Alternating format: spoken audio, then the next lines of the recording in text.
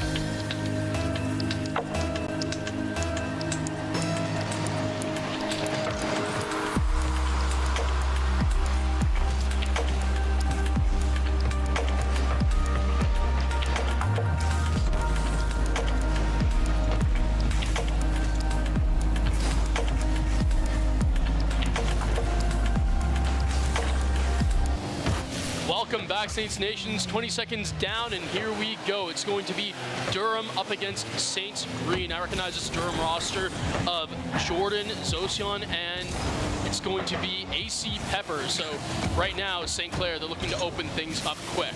Almost a quick goal there for the Saints, but look on the counterattack. A dangerous opportunity for Durham, but they won't be able to find the finish. Now St. Clair looking to push the pace. Again, Jordan going to be here looking to start the attack for Durham, but that gets knocked out by Zai. Nice shot there, but there is Zo finding the save. Still the Saints full on pressure. Jazzy pass to himself. Is it going to be the follow-up from the Saints here? Zai, wide open net, right on the line off the crossbar, and the finish is there. Saints take a 1-0 lead. Well, again, you know, Zai there for the follow-up shot, and it's just going to be Jordan who's just not back in time. Low boost for both Durham defenders. No one able to have the backboard defense to just pick out the ball early. A nice little top bar screamer from Saints Green to open it up, and why not add another one?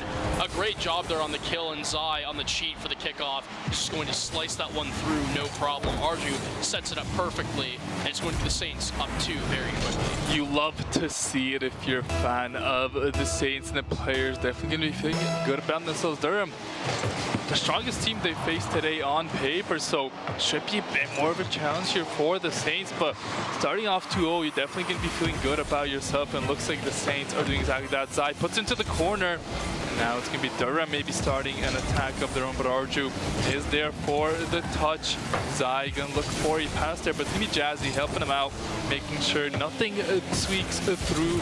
Durham, though, showing maybe a bit of a life here, trying to start an attack, but the clear comes through, and nobody's back here for the side of Durham. It's a defensive breakdown, and it looks like Saints are just complete cruise control in this one. Well, Durham down too early, they're just going to elect to send the house, but the problem is Pepper not able to rotate back quick enough, so when Jordan commits, that just leaves the net completely empty, or at least the defense completely void of any attention, and because of that, it's just a free one for St. Clair. And look at this play drawn out from the kickoff. They completely let the ball go through. A pass from the left side to the right side, right into the danger area. Nice save from Durham. Would have been 4-0 if not for that one. St. Clair just seemed like they have it all clicking on all cylinders, as it's going to be another attack coming out here from Jazzy. And save comes through, but Zai is there for the recontest. Gets it over his defender. Beautiful pass to Arju. Saints are clicking everywhere. They go up 4-0. Zai, call him out. You are one heck of a maestro. Able to find Arju. It's just the 1-2 pass off the back wall, and no one is there from Durham to cut it out. Just beats the defender near post, and Saints, they go up 4-0. I think this game's a perfect example of why we were hyping up the Saints as much as we were. This is the type of play we expected, and it doesn't look like they're showing any signs of slowing down. It's going to be the AC Pepper looking to find something. Jazzy finds a demo, and that's going to give him an advantage to the Saints, but some miscommunication there. Not the best passing play. First real kind of oopsie there from the Saints. It might lead to a shot on target from Durham, but the save is there from Arju. I mean, down 4-0. That's kind of the first opportunity Durham's even had. What do you think is something they could do to maybe give themselves a bit of life? I think the problem right now that I'm seeing Durham face is they can't break the Saints on defense. We just saw Arju with a squishy save just when you think you have the other two out of position, which that wasn't even the case. I think for Durham, they should start sending into the backline. And what I talk about is demos, physicality, maybe some boost stealing to try to get these Saints defenders off their balance a little bit. But so far, that has just been yet to be seen. And the reason being for that is the boost steals that are coming in, when Durham's going down the field, they don't have very much to work with half the time. So it's hard to build that speed to even force yourself into the back line before the play's already been read out or committed. Absolutely, I agree with you there, Patrick. And it looks like Durham have a bit of an attack going, but Saints are very calmly going to be able to defend this one. Beautiful save on the line from Jazzy. Keeps the clean sheet intact, and no, that could have been a bit of life for Durham, but a beautiful save, just so crushing there. Now the Saints looking for their fifth. But with a minute 20 gone, I mean, this game's kind of already wrapped up. Durham haven't even found one. They need to find 4 just to bring it to overtime. I feel like the Saints can kind of tack on anytime they feel like it. They're just kind of letting the timer now working, I feel like, on their defense a bit. Nice shot there on target. Oh my God. A redirect from a teammate there from Arju, but just hits it off with the crossbar. 1 minute remaining. Durham need to put all of their eggs in one basket just to get one goal, just to have a bit of a life here to show that they are here to play. This might be their opportunity. What a save from Arju, but the follow-up is even better from AC Pepper. Durham get that goal that they've been chasing. I mean, finally, Durham, they have the 1-2-3. It goes through Arju. Great composure on the backboard, but you can only do so much. The commit from 2, I believe it was Zai, I think, who was coming off the backboard and just misses it, goes under. Arju's already committed from the first flip. He doesn't have very much space he can work with. So Durham, they get on the board with 41 seconds left, though. They have a lot to work off of. They do, and I know the Saints definitely can just stall it out if they want to have these high balls like you spoke about time and time again. And there's going to be clearance, there's going to be high ball time wasted. Perfect play from the Saints. Jordan finds a demo onto Jazzy. That might be a little bit too late. I think there's any chance for there's comeback. Zai's going to take on one more beautiful pass from Arju. That's going to be a nice way to finish off the first game, 5-1. If you're on the Saints side, you're definitely feeling good about this game. I mean, off the reset to then find the pinch to Zai, beating Zoe on the goal line. That's absolutely amazing stuff there from St. Clair, but with 10 seconds left, I don't think they really have to show too much more because this one is definitely wrapped up and in the books for game 1. I do have to say, I think Durham, you know, they found their opening, but something I think that I'm seeing that I want Durham to work on is when that first man commits on offense, a lot of the times I'm seeing him just immediately back off, try to take mid, and then recenter for maybe a follow-up shot. Leave that to your third man and instead go through if you want to make these Saints off, if you want to catch them off balance as the first man, whether it's having to be from a wave dash, maybe you steal a big pad at the very end when you have your pass down. Take those opportunities when you have the free space, bump someone on the goal line. Yeah. It doesn't have to be a demo. You could just simply even have the threat of bump to make a Saints defender move out of position, and by the time the shot comes through, it's just over. So I think I want to see that a little bit more from whoever Durham send on the first man in their attacks. I know sometimes I've seen that flip a little bit. I believe it was Jordan for one that I saw earlier, but again, that's something against Jordan. That's just as a team as a whole. I think that I want to see a little more physicality out of the first man before you rotate back for that follow-up. Try to see if you can get a Saints defender off guard. Absolutely, and we are underway in game 2. Durham up against Saints. Looks like it is still a best of 3, and it's going to be a beautiful early goal. Zai, flying it out of nowhere. I don't even know what happened there, Patrick. You got to break this down. I mean, that might be the goal of the tournament. That's a Cookser pinch, and Zai already pre-jumped it. Are you kidding me? I believe that was Arju. Arju puts a Cookser pinch. It goes off the ceiling. Zai's already pre-jumped, and he has the redirect as well. What a goal. I mean, I'm speechless. That might be easily the goal of the day. Like, by far the goal of the day. From what we've seen so far? From what we've seen so far, absolutely. But right now, it's a beautiful one to open it up. 1-0, the Saints, they're first on the scoreboard. Yeah, and that's going to be a hard breaker here for Durham. I mean, that's not something you can really do much about. Just a beautiful goal, full length of the pitch. And, you know, down 1-0, already down the game. Durham's going to need to do a lot more work to get themselves back into the series. But it looks like Saints aren't going to be letting go of that gas pedal anytime soon. No, and absolutely, they shouldn't be looking forward to doing that at all. I think that right now they have to keep their foot on the gas. They need to force pressure, and right now Jazzy, he's looking to do so, has the pass side, centered down. Can he try to find a shooter? No, not quite. But look at what happens there, right? I mean, Jazzy, he's the first man. He goes and finds a bump, and now Arju can have an attempt on net. And now Zai, he's going to be able to have this collection off the sidewall. Reset as well, looking for a pass, but no. Cut out by AC Pepper. 2-on-1, but it's going to be Durham with low boost. The fake comes out, the shot not going to be found because Jazzy, he's sitting back comfortable on back post, and he's able to retreat over and deal with it. Jordan off the sidewall. He needs to try to find a shooter inbound. Oh. It's not going to happen. No, the ground double will not work there, and Arju should have a free clear, and it's going to be taken by Jazzy as the attack continues to loom from St. Clair. It feels like in these first games of the series, Saints kind of blow their opponent up, but in game 2, it feels like all their opponents kind of are able to slow the game down and keep the game even close. And doing that against Saints is very, very good. but it has been the Saints mostly on attack this second game. They're playing good defense, but St. Clair, I don't think they're going to be letting go of this attack anytime soon. They're going to look to take on a couple more to really secure this win. Well, they just got to watch out, because I was going to say, it was looking a little bit scary there. Jazzy, he had the reset and then has the 50, but Zoe's going to get a great 50 off of that for Durham.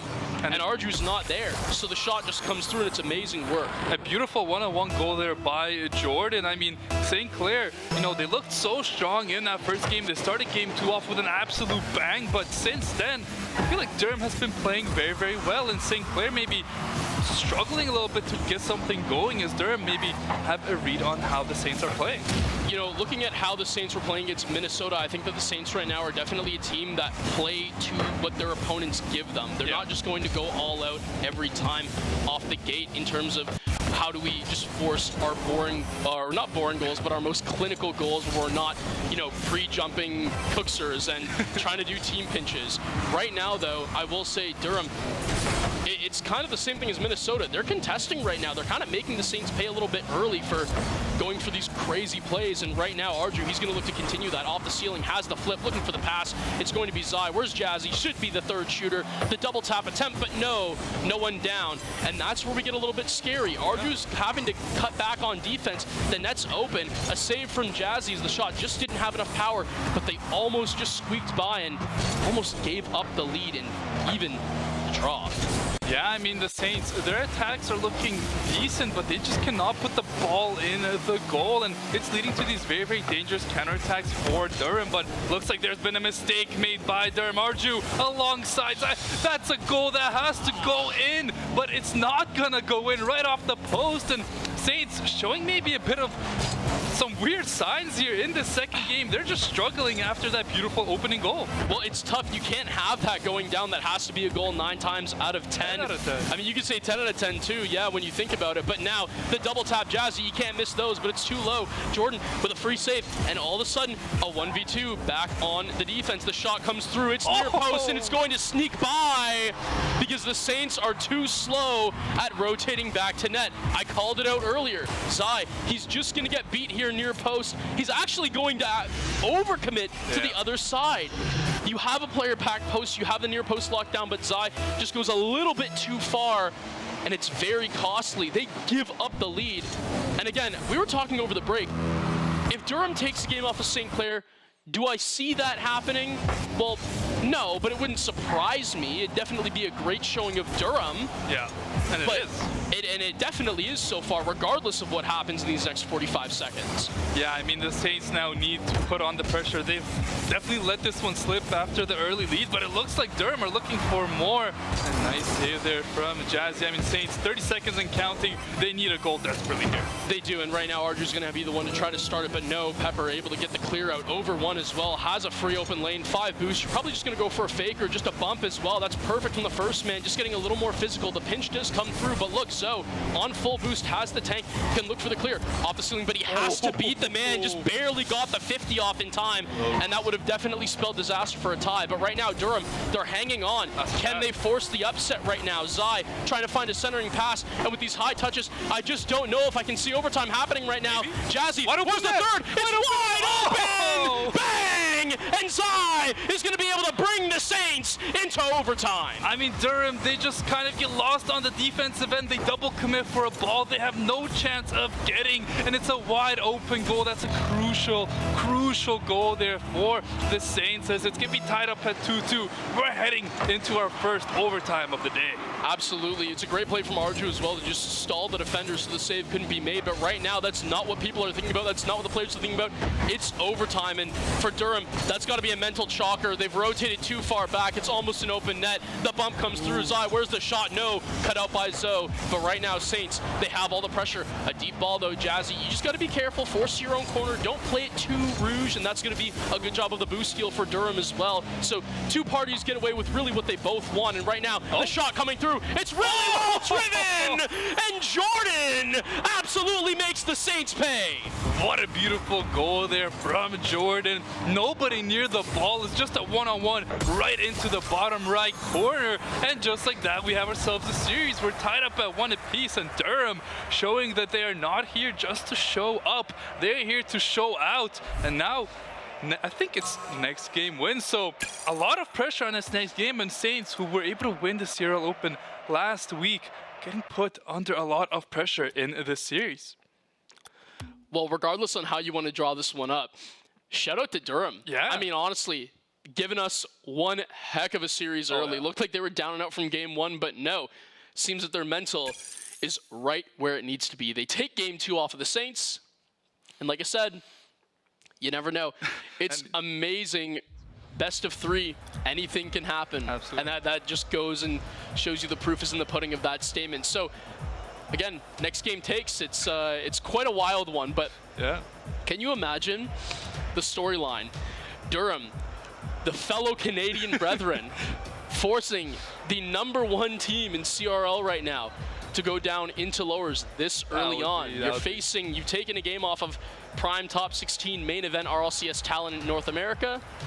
Can you do it again? I mean, they've shown they could do it once.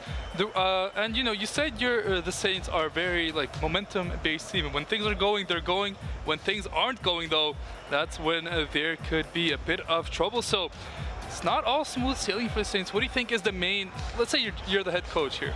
What do you think is the main thing you tell your team before this deciding third game to kind of really focus up and, you know, not let this upset happen? We got to stop going for Rouge stuff. I mean, look, don't get me wrong. I'm a fan of the pre-jumps, the team pitches off the ceiling, right? It's great. But it leaves openings in your back line if you don't have a third man who's calm and composed. But right now, we have to find the end of this Cinderella story. Oh. And it might happen very quickly, but Zoe with a crazy save early. A beautiful save there by Zoe. I feel like the Saints are going to completely go crazy. This game might be something crazy like 6-1, 6-2. That's kind of the score I'm expecting here, because I don't think the Saints can be very happy after their last game performance. And Zai finds the finish there. A little splash. I like that animation there. And it's going to be another early lead for the Saints. We saw this happen last game, but will Durham be able to come back? The kickoff isn't going to be too crazy here. Pepper going to start the attack, but Jazzy going to take it down the right side. It looks like Saints playing with a lot more pace here now. I think they're going to be trying to score a lot of goals this game. There's a shot on target. Pepper finds the save, but here is Zai going for that contest in the corner. 50 is going to be one out. Arju is going to have a nice opportunity here to get the ball into the middle. There's going to be any follow-up. Gets defender out the way, but no follow-up there. 1 minute, almost 1 minute gone in this game. I mean, Saints looking like they're in full control of this. Well, this is the level up as well. We see on that offense, it's 2 low 50s to force the third man, and then immediately after that happens, the rotation is back. We're not stalling on him anymore. It's a great shot, and Zoe, he's still putting him on target, but St. Clair, they're looking a lot better and more composed on their attacks. Oh, what a save there from Zoe, though. Beautiful play to make sure the lead is only 1. Here's Arju flying into the corner, gets a decent touch, but I don't think that's going to lead to too much here. But Jazzy with a nice contest there, gets the ball back, and the shot is going to be on target. Is Arju going to be able to follow up? No. The defense is pretty solid from Durham, but Saints putting on a lot of pressure. So could they get that second goal? It feels like it's just a matter of time, but we saw how quickly Durham can strike. Arju going to start the push here. Jazzy finds a demo. That's going to give the Saints a bit of room to play with here. Is the shot going to come through? No. Zoe doing a lot of work, and Saints don't have too many members back, but Arju is there for the crucial touch. Gets it over to Jazzy, who looks to pass it back. I thought he had an opportunity to shoot there. I don't know, but wasn't able to find it. Zai now going to take it over one defender. Gets a nice touch there, but no shots coming through. Durham really putting it on defensively here, making sure the Saints can't break through. Yeah, again, I'm really impressed from what I'm seeing out of Durham this series, but right now, St. Clair, they're going to see if they can keep the pedal to the metal. However, Durham staying calm and composed in their back line, but St. Clair right now, I think the main difference is just how they're playing on attack. They're not doing any more risky stuff. You can see it. They're passing infield. They're making sure that their first man is bumping and going for demos, opening up the pitch, as we just see right there. Zai with a pass down. Does he have the shooter? No, not quite.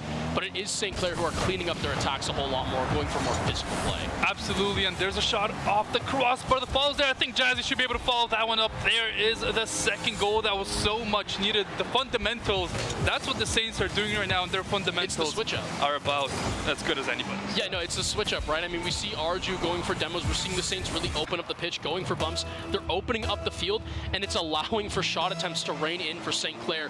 Durham, you got to find a way to deal with it. Absolutely. Durham now in a lot of trouble, but what we've seen from Durham this series, I would not count them out at any point.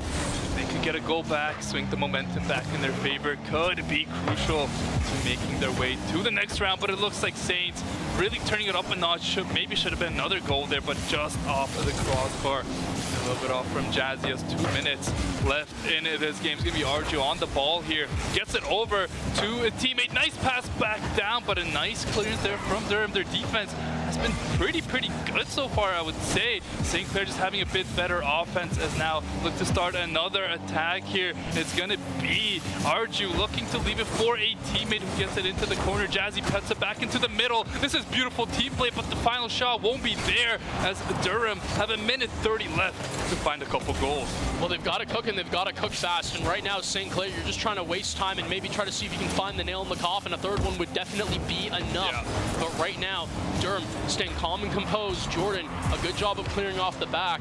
And I'm really liking right now what I'm seeing out of Durham defensively. But we've been talking about it right now, Theo. We need to see that switch up. And I'm going to call it out right now just to ease the tension. Yeah, Zion Jazzy are no longer on those gizmos. You're seeing the Fenix coming out. So you definitely know that it's game time right now. St. Clair, they're looking very comfortable with a minute left, but anything can still happen. Yeah, there's going to be a shot on target, an easy save for Durham, but I think Saints going to be very happy with how they played this game 3 so far. They've been on the attack basically the entire game, just doing the fundamentals, having good rotations left and right. They're not letting Durham have any space on this field, and a nice attack brewing here. All 3 members from Durham just sitting in the net, and when you're down 2-0, that's definitely not the game plan you want. Jazzy gonna look for another attack, another couple defenders in the net of Durham. They're gonna be able to find the save, but 30 seconds and taking all these saves aren't gonna lead to success. Another beautiful goal line clearance, but the clock is ticking from the look of things. It's going to be very hard for Durham, but looks like they find an opportunity. Arju makes a big save, and that could be the nail in the coffin. If that one in, would have been some life for Durham, but I think with this clearance, that's going to be all she wrote. Saints just going to try and dribble this clock out. A very valiant effort from Durham, but it looks like it's going to be your St. Clair Saints green roster moving on to the next round with a nice little buzzer beater cherry on top. Yeah, again, I really saw Saints just kind of clean up their play. I think that in that last moment, we really saw the difference between, I want to say, pressure and the mind of having freedom on your side. And when I say, I know it's confusing. I guess what I'm trying to say is you really see the difference of the mental. When you are so free, everything's the series at 0-0, you're in the lead. It's what Saints have been comfortable with, is what I'm going to go ahead and say. There we go. When you have the mentality with comfortability on the side of the Saints, they play differently. But the second you then show them that you have some bite, as Durham did, the Saints really dialed in. Yeah. And in a way that not a lot of teams can. Because of the fact that they stopped with the flashy plays, they stopped with the flashy shots, and they just focused on what their actual game is. Fundamentals. Fundamentals, it's calm, it's composed, it's clinical, and it's also spatially very much aware. That's, I think, the number one thing that a lot of people write off is spatial awareness. Realizing where your teammates are, what to do with the ball if you're on ball where your teammates are, what to do off ball to support your teammates. And that's something that we're seeing St. Clair take advantage of that we haven't seen so far the rest of the series. I'm going to break down a play that I saw earlier. It was Arju, and this is just a simple one, but it's something to break down about the message. Arju's on the sidewall, and he has about 50 boosts, and he's going to take an air dribble and take a reset. And it's not to score. It's not even really to set up a pass. It could set up a pass, but the ball's not moving very fast, and he's very close to the backboard, not likely for a double. He's doing this because he's burning time, because he knows his 2 teammates behind him are allowing Arju to work in the play on ball so that they can grab boost and so that they're ready for the follow-up. Yeah. He's not really even setting up the second man for a shot. He's setting up the second man for a pressure or a pass. He's just getting Durham awkward enough to the point that when the ball comes down, that's when you find your shot. Yeah. So it's a really good heads-up play from Arju there, realizing the comms, realizing where his second man is, realizing where his third man is. Okay, they need time to get some boost. That's great. I can make time. We'll take the air dribble over one, play our 50s, get the reset, and try to force that play to elongate. And that's exactly what happened, and it worked out in St. Clair favor. Yeah. That's something that we're not seeing, right? Yeah. And it was shown here. Beautiful job there in Game 3 from Saints, but I have to give credit to Durham. Put on a heck of a performance, but it's going to be your Saints. Moving on to the next round with a final score of 2-1 over Durham College. With all that being said, we're going to throw it to a very, very short break. We'll be right back with the next round.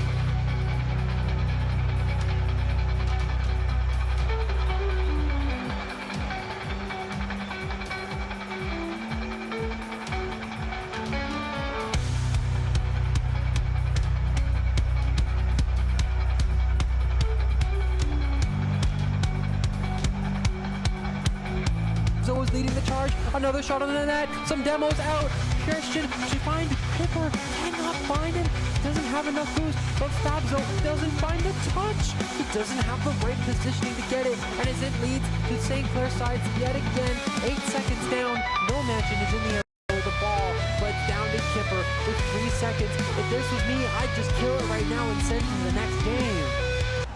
It's gonna be tough for Saints, able to score a goal here where we could be going into overtime, but No Mansion has other plans.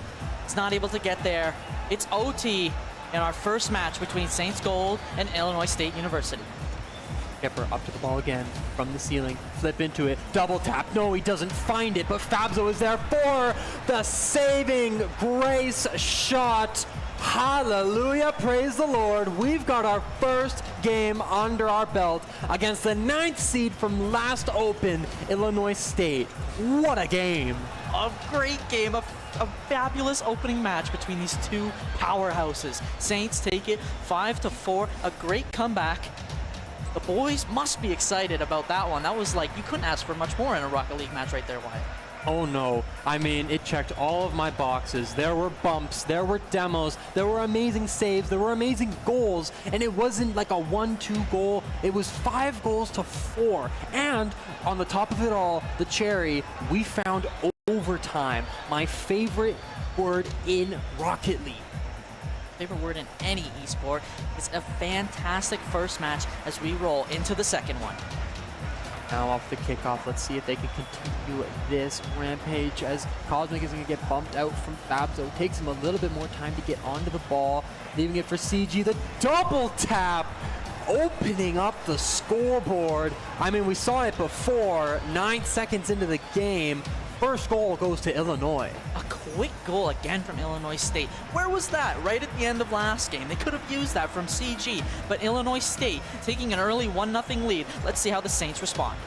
This is how influential this kickoff is, because in a matter of seconds, if you've got a good or a bad kickoff, it could mean a goal, it could mean a demo, it could mean a game lost for them, as Saints now have got to get back onto this ball. No Mansion backing up. Kipper is there to get it over Cosmic, leaving it to CG to try and get out, but Cosmic in the midfield is going to take a little bit of control there. Cannot find another touch. Christian to Fabzo, but it's blocked out by No Mansion. Now Kipper is leading the charge, trying to get it past anybody, but Christian is there. Kipper still up in there, going to try and find 100 boost now as he starts to get back, as No Mansion finds one, finds two touches, now looking to find a third, does not find it, and now Fabzo's in there to save it. Now trying to get it past another. Fabzo's there yet again to save it, and Kipper is there to clear it out. Now CG has got to touch this, or else it's going to be in the hands of St. Clair. Saints gold. Kipper for the shot, but Cosmic finds it. Doesn't find a touch on the flip, but a little bit of a pinch there from Illinois and St. Clair, as Christian now takes the ball on the offensive end, trying to find another tap, but CG is there for an amazing save off the side crossbar. Beautiful work from the Saints to be able to hold on the defensive end, turn it into an offensive push as Kipper looks to ride up this wall. No boost. Can he do something? Fabzo has a little bit of touch, but he's not able to follow it up. Beautiful work from the Saints to try and find something, anything, to get back on the board in this match, and Kipper lays it in. 1-1, Saints versus Illinois State. That was absolutely beautiful. I mean, Fabzo, just like in football, handed it off right to Kipper to run down for a touchdown at the end of the field.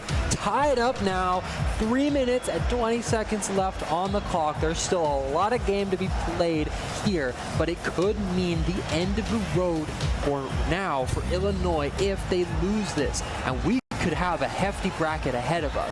But we have to get through this game first. Looks like No Mansion and Cosmic are going to be the ones to challenge that idea of us moving on, as CG is on the ball yet again, doesn't have enough boost. Neither does Fabzo, who's going to challenge it, and Kipper gets beaten out. Christian doesn't have a touch off of that from the backboard, and I'm surprised nobody from Illinois decided to take the opportunity to challenge it. CG with a flip reset, going to keep it on their side. Now Fabzo is in the air off of the backboard. He gets one touch. Can he find another? No, he cannot. No Mansion is there to interrupt it, and now CG to Cosmic. Cosmic tries to get it over Kipper, but Kipper cannot be stopped.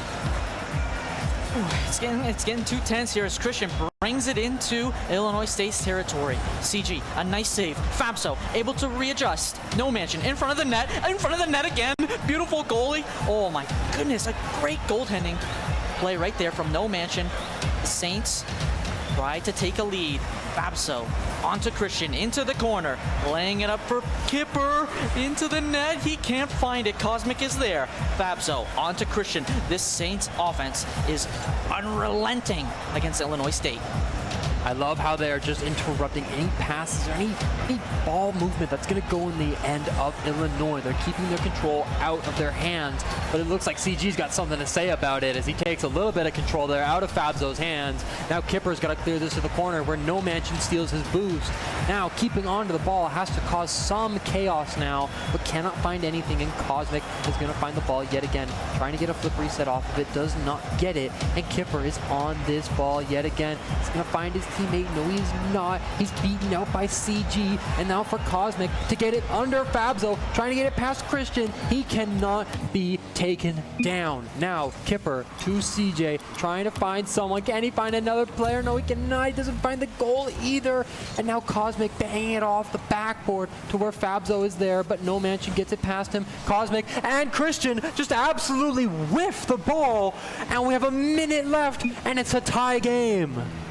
These two Titans are at a stalemate. Somebody has to crack it, and it's gonna be No Mansion. 2-1 for Illinois State. The Saints, they made a mistake right there, a positioning mistake, but Cosmic with a beautiful bump on Fabzo, and Christian, all he can do is watch outside of the net as the ball heads in.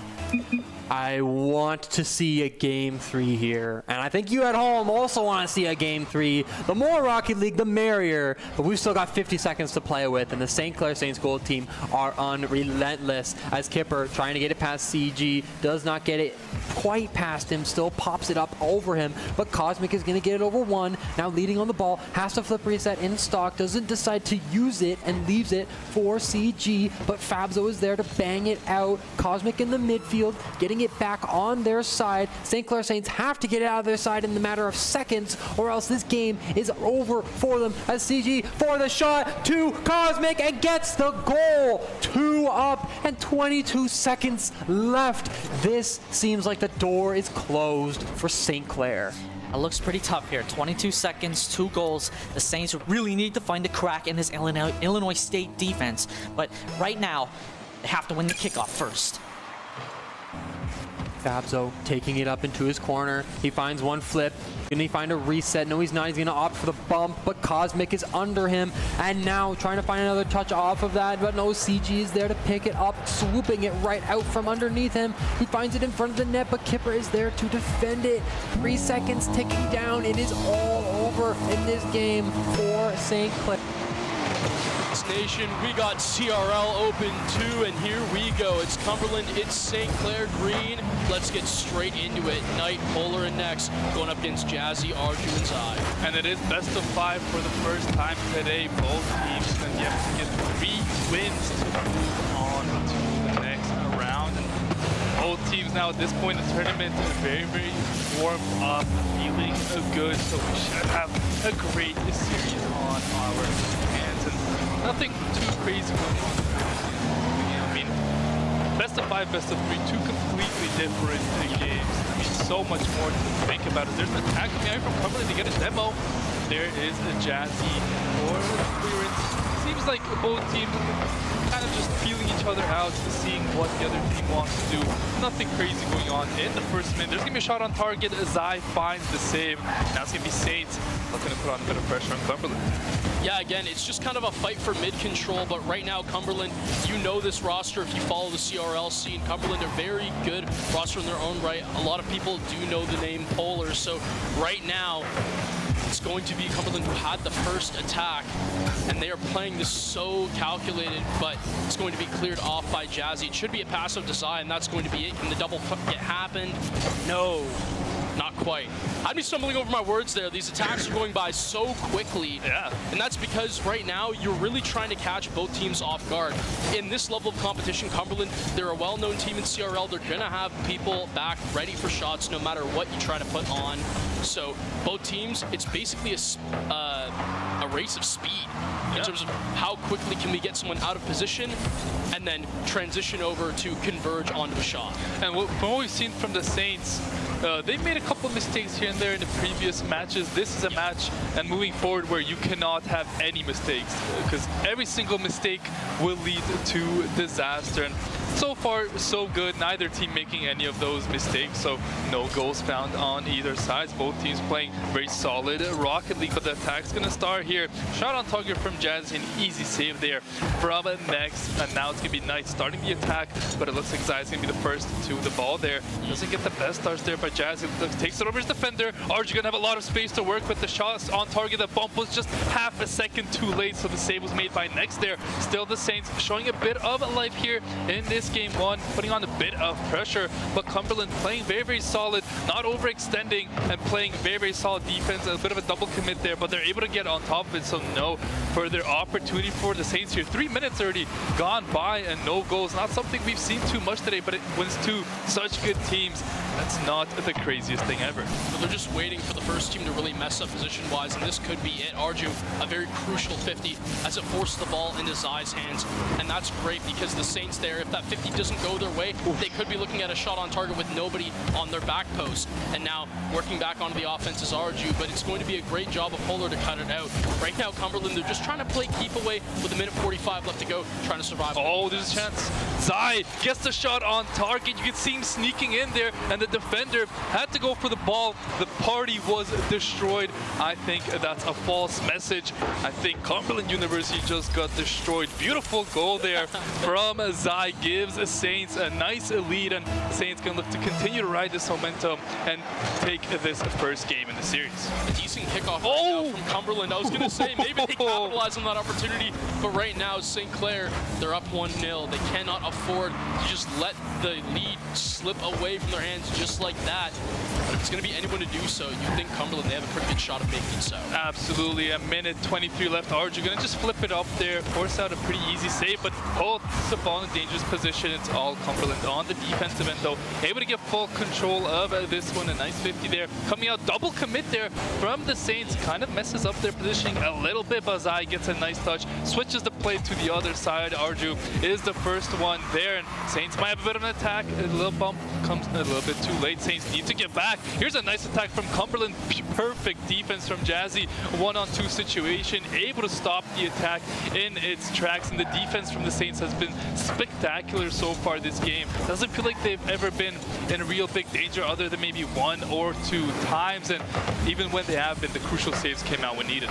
Well, I think right now St. Clair, they're looking a whole lot more composed in the midfield. We saw Jazzy in a little bit of an awkward scenario earlier, and elected to just take the smart decision to back off because he didn't have his third man yet. I feel like in past years, we would have seen Jazzy commit to maybe looking for a beat, but you really can't risk it with a team like Cumberland right now in front of you. So Polar off the sidewalk, going to see if he can start anything, but no boost, fakes it out. A good job, and this should be another fake as well. It's going to leave it up tonight. Some decent offense, but it should be readable for the Saints. Yeah, and with 10 seconds left, I mean, this game has gone by in a blink. Saints gonna take a 2-0 lead there to close this one out. Arju gets the finish. Beautiful team play there as Saints are gonna take game 1. Arju, are you kidding me? The team pinch from the ceiling as well.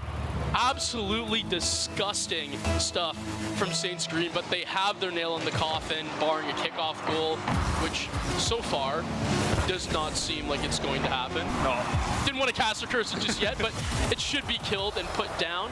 Cumberland down their first game. The Saints looking pretty comfortable in a game 1 where I would expect scores like 2-0, 2-1 to be all the more common when you're going up against high-level competition. Yeah, I feel like we're not going to get too many fireworks here in this series. It's not going to be no 6-5, 5-4.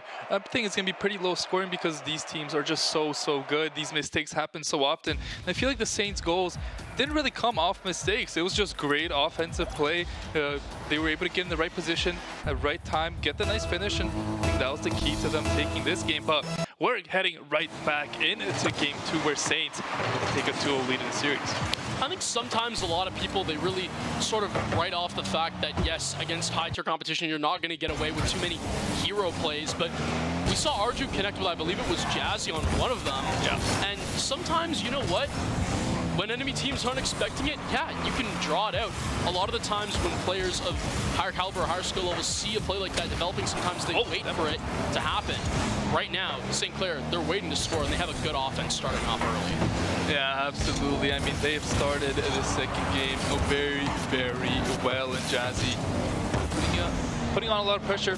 Cumberland, I feel like they didn't get too much going on the offensive end the last game. Yes, their defense was pretty solid, only give up 2 goals, and this time Zai won't let that happen. Scores a very early goal for the Saints as they get a very early lead. Yeah, again, there's not too much to break down there. That's just a flip reset double. There's not much you can do if the backboard's free and open. Cumberland, they weren't able to get a player up to it, and if you leave it open for Zai, 9 times out of 10, that one's should be dropping in. And I only say that because they missed on a couple of attempts earlier, but I don't think with them being this warmed up, that's going to be the case anymore. Yeah, I think the longer the day goes, the less of those little mishaps we're going to see, and see if Cumberland can put a goal up themselves. I mean, they've been held shutout for 6 minutes now. Yeah. St. Clair's defense has been solid. There was a nice opportunity for Knight, but Zai is there with the save.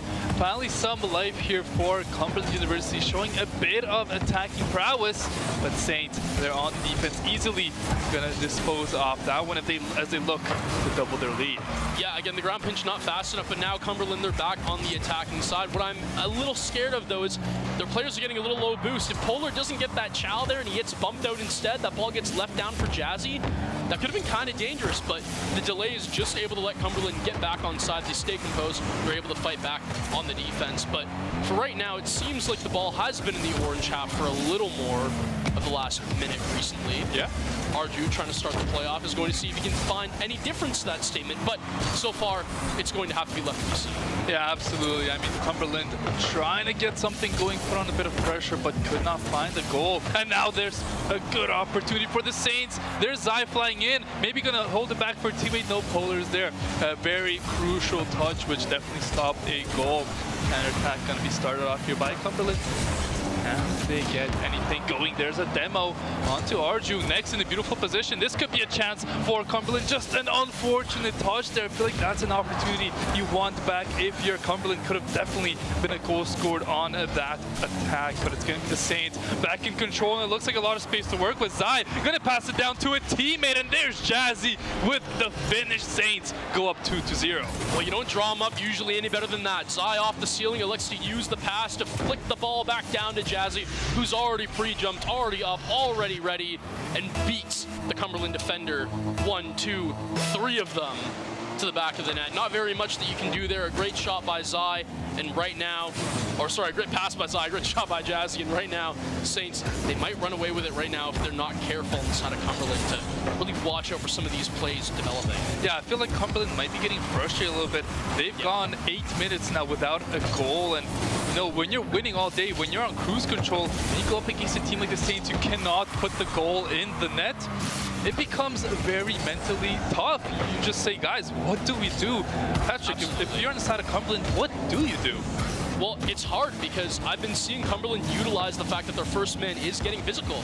We've seen demos from both sides here. Yeah. They are putting Saints back on the back foot when they go on attack. I think the problem is right now the Saints, because they have this lead, they can afford to basically just all sit back and just wait and play more reactive than proactive. Yeah. Because when you have 3 people, it doesn't take very much for one person to force the ball in one direction, and you can have your second man forcing for your teammate on defense to then clear it out.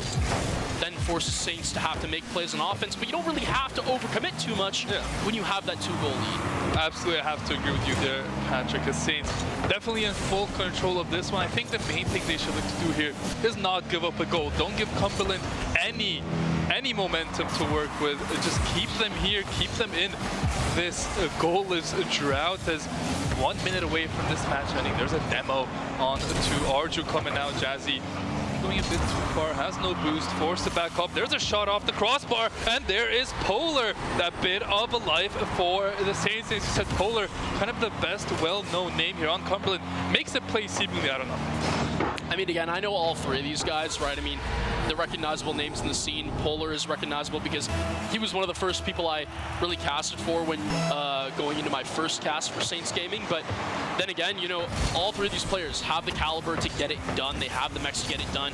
It's just about the understanding of team play right now that is really putting the Saints up and over. Oh, that's a third. The musty from the ceiling as well. Zai, are you kidding me? That's absolutely gross. Off the ceiling. Doesn't have very much boost, so you can allow the musty flick to really propel that ball forward if you don't have an option to dribble any longer. It's a great job there from Zai, recognizing which mechanic to use at the right time, and that's something that only a high skill player as himself can really pull off. Yeah, and that's a nail, might be a nail in the coffin there for the side of Cumberland. Now down 3-1, but they did get that goal that they so much were chasing. Just a little bit too late there. I like that little mid-air bump there from Zai, making sure no chance that Cumberland can get a goal and come back in this game with 10 seconds and counting. Looks like game 2 is going to be all St. Clair. 3-1 this time, so a couple more goals, but still seems nonetheless like a very comfortable game for the Saints, where for more time than not, they outplayed their opponent. Yeah, absolutely. I think right now, Saints, you know, They look very comfortable, and I think they're making very good decisions when up on the offense. I'll break down another one later if we get the chance. I was going to say that might be another team pinch in, but no. Save comes through. Cumberland, however, the result will stay the same. Now, what I was going to break down, let's talk about that play where Zai could have went for the ball, immediately looks for the bump instead, and finds Arju, who can continue the offense. The reason why this is important is because Jazzy hasn't rotated yet. So when Zai's looking at this ball right now, and it's high, he knows, hey, the chances of me beating the defender to force a 50 in my favor are very low, because he has the high ground. Yeah. So what am I going to do? Well, my route of quickest choice, the quickest route possible to create a play, isn't to actually go for the ball. Because if I lose this 50, Arju's the only one back, and you put him in a 2v1 scenario on a counter. When there's 30 seconds left, a goal like that could really swing the momentum. So Zai makes the play instead to go for the bump. And that's amazing because then Polar can't get the clear, can't find a teammate in next, who I believe was on the left side ready to start the counter. Could be wrong, could have been the third. But the point is, you go for that instead. It frees up Arju to continue your offense, and then it also gives Jazzy time to rotate back. Because he's not going to get bumped, he's not going to get demoed. The two other players are ready for that counterattack. They're not thinking about bumping Jazzy back on the defense. So it's a great heads-up play from Zai, and it solidifies that game for St. Clair. It's something that isn't on the stat sheet, but usually goes unnoticed. I'm gonna make sure it doesn't go unchecked here. Absolutely, I have to agree with you. That was just great game knowledge, knowing how much time's left, making sure that the win is sealed. But speaking of sealing wins, Saints looking to seal the series in this third game. Almost get a nice start there with a goal, but Cumberland now on the ropes of getting swept. They really need to pick things up here. I think scoring a first goal for them is kind of the only step in the right direction, because Saints, once they get these leads, they kind of do not let go of them. So let's see if Cumberland can maybe find an early goal, or is it going to be Saints starting off hot again? Looks like the Saints going to be on the attack to start off this third game, as they so often are. And if they can get an early goal, that would be great for them, but maybe a counterattack here for Cumberland. Jazzy is back in time to get the clearance, is going to be able to do so, gets it over one defender. Second defender will be there in time, but there's Arju on the follow-up, gets it into the corner. Saints just going to sit back, let this one go. 1 minute of play went by very, very quickly with not a lot of things happening. Yeah, I think right now St. Clair, they're trying to see if they can set the tempo, but I would say they're not really in a situation where they really need to. I'm worried that right now, if you overcommit and you give something to Cumberland early, you might be throwing away potentially the game. And again, very early on, you don't usually want to see attempts like this go by the wayside. St. Clair, they're starting to open up right now, though, and they look very comfortable. Oh, that's a beautiful goal by Zai. I mean, Saints have shot after shot after shot after shot, and Cumberland just cannot have enough defenders in time. Zai could have went for the shot or the pass to himself there. Decides to go for the pass to himself, gets over two defenders. Beautiful goal there for the Saints to take the lead. Yeah, well, the double tap's all they needed, but right now it's going to be St. Clair. They need to try to force the issue, to try to see if they can hold Cumberland back and just kind of suffocate them in their own end, but that is going to have to remain to be seen. Next, off the sidewall, going to try to see if he can start up anything, but no, not quite. And I'm noticing this from St. Clair right now on the defense. They're just sitting back. It's like what they were doing with Durham when they were trying to force the game out. They were just sitting all three back, making sure they're playing a little more reactive than proactive. They have the players ready on the back post, on the back wall to deal with everything, and then it allows for easy clears and rotation as well. Absolutely. Now there's two Saints on the ball there in the corner, and they're going to continue this attack. Nice defense by Knight, but as we said before, Saints having the lead have been playing so well from in front, and Cumberland just struggling to find goals in the series. They've had one goal, and it's been over 13 minutes of a game time almost here, so definitely Cumberland need to pick things up offensively, but Saints putting on so much pressure. Even though they're not scoring goals on most of these attacks, they're just making Cumberland have to play defense, and there's going to be another attack here.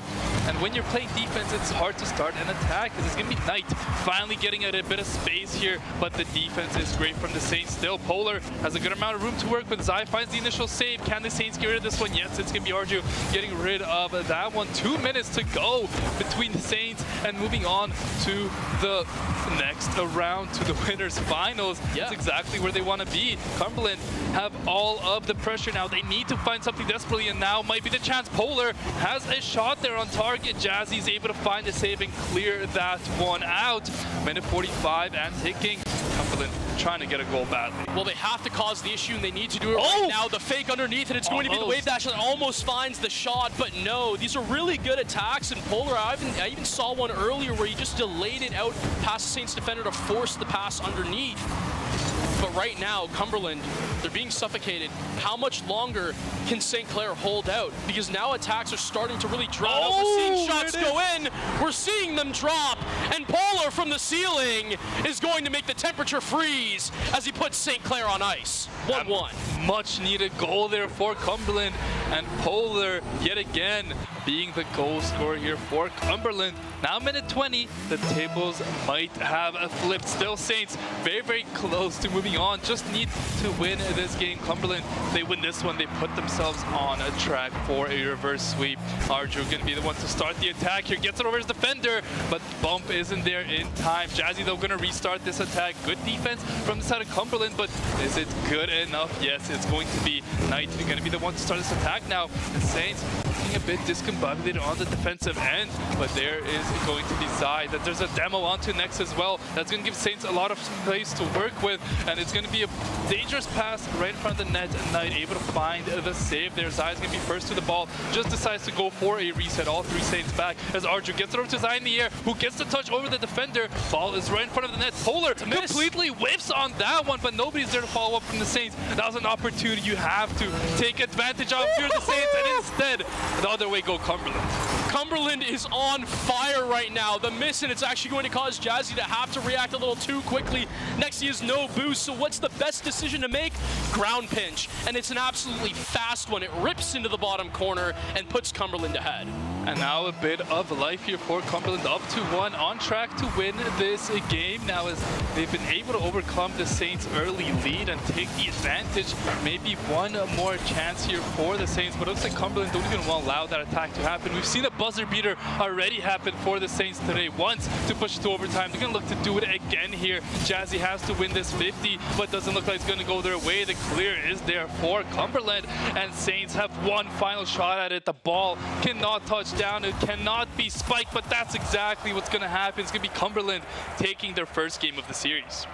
I'm absolutely proud of Cumberland for forcing the issue there. A beautiful play, as it was Jazzy who was thinking that next was going to go high. So he shows his intentions a little bit too early. Yeah. Uses his first 2 jumps and immediately exposes, hey, Nex, I'm defending high. What are you going to do about it? What he doesn't know is that Nex is on 0 boost. So the only way Nex can actually go is down. It's just 2 things that work in favor for Cumberland. And Nex is able to deliver on a killer ground pinch. Gives Cumberland a game, but in a best of 3 series, when you're facing your tournament upper bracket life on the line, Cumberland is still under pressure. They need to try to cause the reverse sweep in a best of 5, and it's not very easy when you look at the competition you're going up against. No, I mean, the Saints were in control of that one.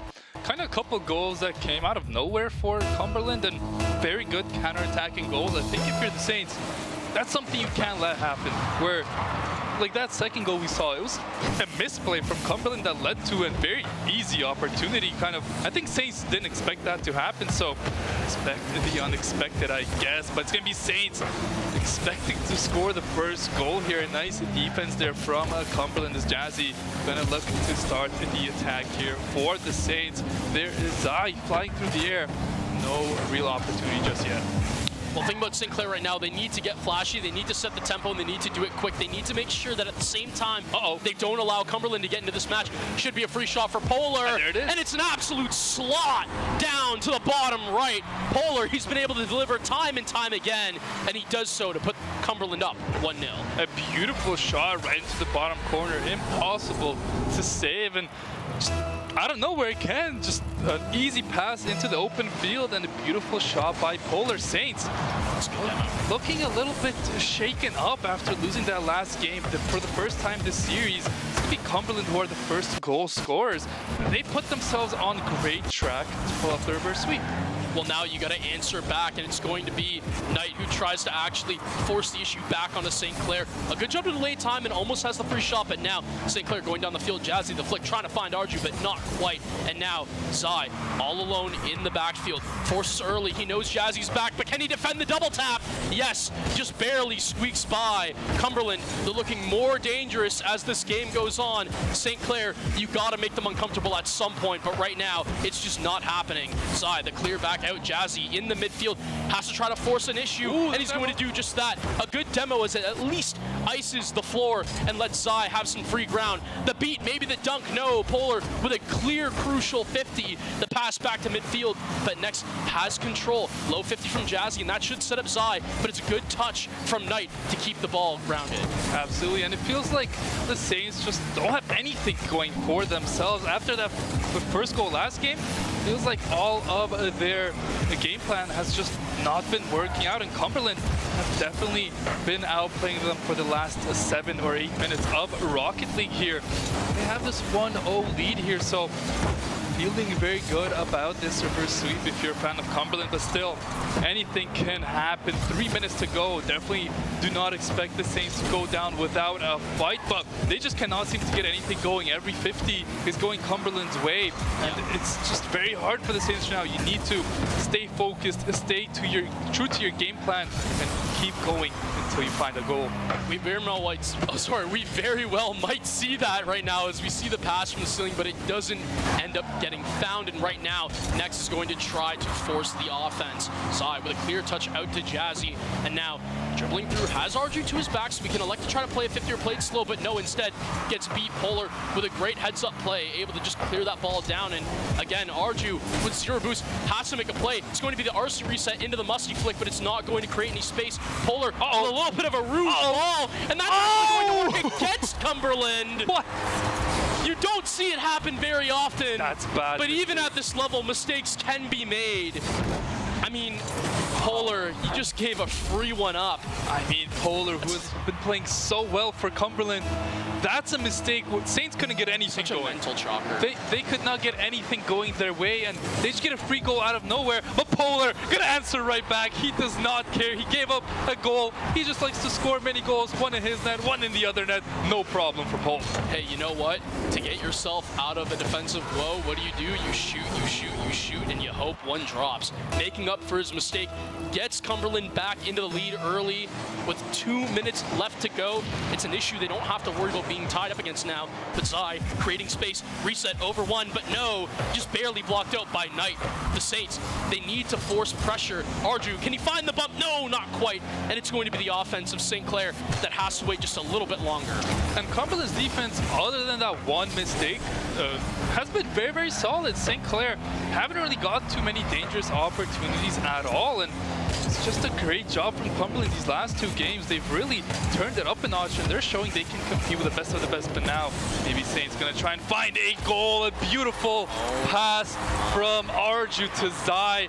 Saints, having completely 0 offense this entire match, can just, in the flip of a switch, pull off a beautiful goal like that. I mean, the reset to the redirect, sometimes, like I said earlier, when your plays are a little too clinical and they're too readable, you pull out the hero play. And sometimes it works. With the mechanics that are on display from this St. Clair Green team, they definitely can flip the switch when they want. But right now, they need to try to see if they can just hold this lead. A little bit of a rouge ball, and hold on. I really think Zai should have been the one to deal with that, but no, maybe a lapse in comms, and right now, next is going to be the next one up to it. Polar, sidewall, does he have the redirect? No, forced out by Zai. The ground double to force the pass out, but no one's going to be there. Next with the long clear, and this is going to be a huge ball that gets contested. Polar just missing out, and now Knight, he has to burn time. His teammates need boost, has to try to force a 50, and yes, Polar will be the next one to help out. Reset in the corner, trying to force a pass. The man is open, but a great heads-up play by Jazzy, and now the Saints, they're on a 2-on-1. They just need to force a bump, but no! It's just completely missed. They thought about the pre-jump shot instead of having that second man go for the bump and allowing the shot to fall through. St. Clair, they choose the wrong option, and with 30 seconds left, if they don't sort it out quick, they very well could be paying. However, Knight, low on boost, now has to force a clear. 39 in the tank, and he's going to get beat over top. Now, next in the corner, gets beat as well. All of a sudden, St. Clair, they're winning their 50s, but when is it going to translate to a shot? Can they do it? Arju, reset, over one, it's massive! A free shot, no! Second chance, no! Next, keeping Cumberland alive. 4 seconds left to go, and who knows how this one's gonna end out. It's going to be Knight who elects to keep it up. A miss on the backboard would be absolutely detrimental here, but no, Zai clears out the reset. Polar, he has another chance at this, but no, Jazzy, smart to play to the ground, and we have overtime. Absolute insanity. If Saints didn't forget about the main objective, the ball could have maybe closed out this series, but completely chaos in this game for both teams, showing why they are here. And here's gonna be an attack coming out from next. Arju finds a big save, and it might lead to a counterattack. Are there any defenders back? Zai looking for the finish, but Polar back time. Jazzy looks for the shot. Beautiful defense from both sides. Just complete chaos left and right as both teams showing out here on the biggest stage. I mean, they have to show up when it matters, and Zai has a beat, but no, Polar just sitting back calm and composed on the defense. This is so crucial. The flip off the ceiling. Jazzy, are you kidding me? Reads the offensive play, beats it out. Zai with a free ball, and Polar's back and doesn't have very much boost. Gets bumped out. Knight is going to be the one to defend, but no, able to just here's force Polar. out Arju. It's just back and forth. We're playing a game of volleyball here, ladies and gentlemen, and I'm all here for it. The ceiling pinch, it's going to get by the defense. Now Zai in the corner. Can he force a play? No, not quite. And it's going to be St. Clair who are still trying to force an offense. Absolutely, and so much chaos in this overtime. It's only been a minute. It feels like they've been playing this one forever, as there's going to be an attack here from Polar, who has been kind of the player here, making the plays for Cumberland. But if Saints can shut that down, they have a counterattack here. Zai trying to take it over his defender. Nice defense there from Knight, able to find the save, but there is the shot on target, and the save is not made. Arju gets that one to go, and that's how Cumberland is going to be going to the lower bracket. Let's take a look at it again. Arju shot on target. The save just not there, and the Saints going to be able to take the series. Sometimes you just got to find the gap in the defense, and I don't think you could fit a ball through such a tight gap as much as Arju just did right there. Absolutely incredible shot. Keeper had no chance, even on near post. Sometimes that's all there is to it. You can only be so good on defense when you don't know what's coming. And right there, it was an absolutely crazy shot from Arju off the sidewall. Are you kidding me? I mean, that was just a crazy series. Yeah, that was absolutely insane. I feel like the Saints definitely got away with it a little bit in that game 4. I feel like maybe Cumberland did play a little bit better, but when it mattered most, they showed up, they showed out. They take the series, they move on to the top bracket winter finals. So one more series, all they need to move on to day 2. And probably their next matchup is going to be even tougher than Cumberland. But Cumberland, hats off to them. That was an amazing performance. Oh, absolutely incredible. And again, if Saints are going to be playing the way they did, where they give up a game to Cumberland and go close toe-to-toe, you know, when you're up against a school like, well, we'll see in the future, but I think it's probably going to be West Virginia. Yeah. But again, they're going up against Purdue right now, who have had a very clean run of their own side of the bracket so far. So either way, you're facing somebody with momentum. And that's not saying that we don't have any, but if they play the way they did against Cumberland, I'm not going to lie, it's definitely going to be a whole lot closer than I think I would have expected. Yeah, I mean, you know, a couple mistakes here and there from the Saints. A relatively good play, but felt like for a while in that Cumberland series, especially game 3s and 4, they really struggled on offense. They could not get anything going their way, but they still stuck through it. They found the goals to close out the series. But I feel like when it's this hard, you need to play perfect defense. They were playing very good defense, but some easy goals from Polar, just solo goals that shouldn't be happening, happen. So I think in their next series, if they can clean up that one-on-one defense, I think that's going to be key to the victory.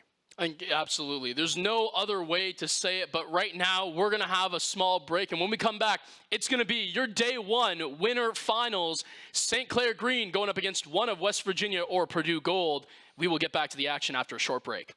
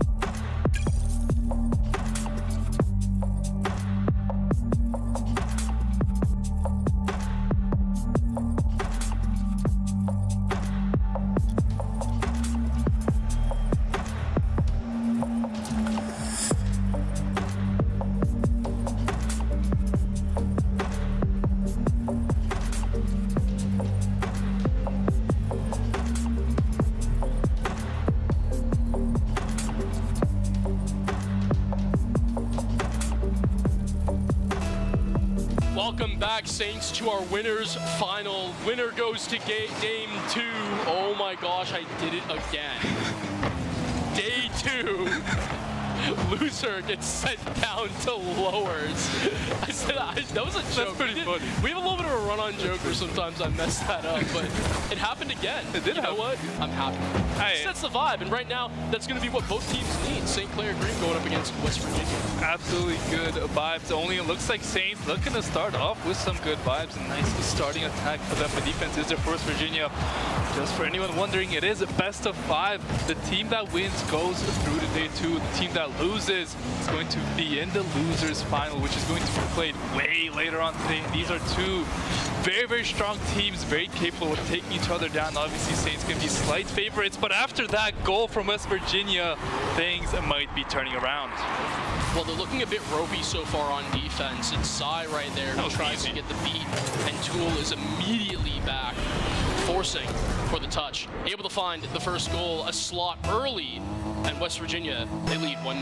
Yeah, using the right tools there to find the opportunity, able to find the finish. Saints, they've looked a little bit shaky over their last few minutes of Rocket League, but now they look for an opportunity. A great save there from Tool. I mean, nice opportunity there for the Saints. That was good offense, just better defense, and they're going to be starting off on the back foot. Not something they've seen too much today. I think last game was the only game against Cumberland where they've been behind to start it off, but they were able to win that one, so let's see if they can keep their winning ways going. Arju gonna pass it out. M is gonna be here on the attack, looking for the shot on target save. Is there from Arju? The follow-up comes through. Nobody's on the back post. Gonna hit off, but there's a wide open net. Beautiful save from Jazzy. A reaction time save, but still the attack keeps going. Another crucial save from Arju. I mean, Saints are on the ropes here. The attacks keep on coming, and it's gonna be M getting the second for West Virginia. Well, eventually, the problem is when you have Saints defenders and all of them are on low boost, the bump comes through. I believe it was Jazzy who was just not able to even get back to that back post area. Not that I think he would have been able to get there in time. The beat was definitely coming through, both other Saints defenders on 0 boost. And West Virginia so far, they look very clinical in shalling on aggression, making the Saints defenders awkward. Oh, that's almost a quick go back. Is it gonna be a follow-up shot? No, there won't. That's a goal if you're the Saints. You definitely wanna get there. Great opportunity, but West Virginia playing very well to start off this series. Obviously, it is a best of 5. There's a lot of Rocket League to play, and not to make any too early decisions and predictions here, but St. Clair looking for a goal back. Save there from Evan. Nice shot on target from Zai. Not enough power on that one as the counterattack going to start off here for West Virginia, who are up 2-0. They lead the CRL leaders. And it looks like there's going to be another one, a full court right off the crossbar. I thought that was more than certainly in there. Saints get away with one there. But you got to watch out for your follow-up attempts, and right now the clear off the ceiling is going to fall right down to Arju. Shot, but no, just wide. Trying to force there for a teammate, and it's going to be Zai. Can he have his name called? No, not quite. That shot goes wide, and right now the Saints, they are just hitting off their marks time and time again. Yeah, it feels like something about the Saints. Nothing's really clicking. Right as I say that, a good caster curse. Arju gets the finish, a nice assist from Zai. We need to start doing that more often, Patrick. We need to Saints. I was gonna say, I think I set you up for that one. That was perfect. I think that was actually like perfect. You saw that assist? That was like us right there. Yeah. I think we should become honorary members of the team for how much we do that in favor of Saints Green. I'm very down. Yeah. Give me my money, that's all I'm saying. Right now, West Virginia, though, they still have the lead. They're trying to force the issue again. It's M, flip reset, but no, the beat comes out from Zai and St. Clair. They're looking still like whenever they get put into their back line, they're having boost problems, and they're not really able to clear out too fast. It usually takes a lot of time, and the problem is then West Virginia, they're able to take the time to get their shooters in place and get their second man coming through. On the flip side, the Saints, I don't think their first man is applying enough pressure to that back line. We're not really seeing West Virginia defenders forced into unorthodox positions with low boost, and that's kind of the key playmate that needs to be done there if St. Clair want to puncture the net. And so right now, we we have to see if they can deliver on that promise. Yeah, that was a nice attack there with a bump, but she could not find the finish as the attack's going to start out for West Virginia. A beautiful team goal. Fast. They get the numbers advantage there. The assist comes out from M over to Angel, wide open net. It's a beautiful team play from West Virginia. I mean, I was honestly going to say the highlight player in that play for me is actually Tool. He just completely fakes it. He thought maybe bending the card back, the musty flick was going to come through, and St. Clair thought maybe to get the ball down the field that was going to happen. Nope, fake comes out, and it's a great booming pass. This one, another from Angel to Tool, but no, not quite, saved out by Jazzy. I mean, it looks like West Virginia's clicking on all cylinders here. M gonna start the attack and doesn't have much of boost here. Angel finds the demo on to Zai. It's gonna be passed into another dangerous area. I mean, Saints just look completely outclassed in his first game. Let's just say it how it is. They did get one nice goal, but other than that, it's been all West Virginia who have been attacking relentlessly here. And with a 3-1 scoreline, 30 seconds to go, it's gonna be hard for the Saints to bring this one back. Another shot on target forced out by Zai, and Saints playing all this defense, doing a good job of making sure nothing goes in, but on the flip side, they haven't really got too much going offensively at all. Looks like West Virginia will most certainly be taking their first game and getting a lead in the series. Yeah, again, forcing high touches, that's all they need to do. And with that 50 right there, the ball is going to stay in possession of West Virginia for just enough time. 2 goals, the lead, 3-1. Why not? Let's make it another no. Arju, squishy save off the back, will deny that one from happening. The psycho attempt, but nope, shut down from Jazzy. A little bit of fun being had here by West Virginia, and they deserve to do so. They've given us one heck of a game to start off this series. I mean, you have to give where credit is due. West Virginia came out to play and maybe caught the Saints by surprise. I would say just outclassed them in every part, offensively, defensively, passing-wise, shot-wise. A great game from West Virginia, and Saints, you know, they have to really focus up here. If this continues going like this, it's going to be very tough for the Saints to win. Right, and I think talking about the problems that St. Clair are having right now, it's just forcing for each other on defense. I think we're seeing sometimes a little bit of a rouge challenge or a rogue ball heading through, and there isn't a person to deal with it in time. What we were seeing before from the Saints was plays that were readable for the defense. Saints were able to read through offensive strats and offensive plays that were developing, and they were cutting off passing lanes early before the shooter was able to make contact. Right now, from these past 2 series, I'm even going to drop it back into Cumberland. Yeah. That hasn't been happening. We're seeing right now the level of play evolve as you get further on into this bracket, and teams are running away with it offensively. Absolutely, I definitely feel like the Saints, you know, as being that best team, have not played like it these last few games of Rocket League. And they're going to really need to turn things around quickly here, because against a team like West Virginia, they're not going to let their foot off the gas pedal. There's an opportunity. Nice save from M, but as I said, they're going to have to turn things around quickly. A nice first goal would have been a beautiful start to the game. It would have, and that's what they're going to look to capitalize on right now. Arju off the ceiling, fakes over one, and now has to force a 50. Jazzy, the pass side. Oh, there it is. Net. Can he find it? Oh, what a save. M! Absolutely insane from off the top of the crossbar. Drifting down, and now starts an attack of his own. Cut down by Zai, but keeps the Saints off the scoreboard. I mean, way better from the Saints. You love to see that if you're on the side of the Saints. A beautiful attack, a beautiful shot that usually would go in. Just an outstanding save from M. A beautiful solo play to keep West Virginia tied. But St. Clair looks like they're a completely different team to start the second game. They definitely do, and they need to keep this control on offense. They need to force issues. Arju, a nice pass, a good shot, but no. Angel just able to use every last bit of boost to force the save. And right now, West Virginia, they're struggling to clear. Arju can sense blood in the water. He's trying to get the clear downfield, but in doing so, you might overcommit. There's all players on St. Clair up. None of them with boost. They can't get back quick enough. Tool takes advantage. And West Virginia, they got St. Clair's number right now. I think the Saints are getting a bit too blood hungry, however you want to say it. They saw the goal, they saw the opportunity, and with an amazing save, and then Saints were just a bit upset that they didn't go win. They keep pushing forward, completely leaving their defense behind. And against a team like West Virginia, you cannot afford to make those tiny slip-ups. An easy goal for Tool. Yet again, West Virginia lead. And right now, St. Clair trying to build off of anything that the defense will give them, but so far, that hasn't been very much. I'm not gonna lie. If you're Zai right now, you definitely want that shot back. How about you take one though? There you go. And that's going to be the pass from Arju. Zai, a great caliber player in his own right, finds the snipe from Arju, and you're not missing that one. No amount of defensive pressure is stopping a bottom corner slot at that speed. I mean, it looks like the Saints have a bit of life. Their offense look a bit more lively this game. Both players gonna go for the fake there. Not something you'll see too often, but a great job there by the Saints. Able to get a nice pass, even though the defender was there. Too much pace on the ball.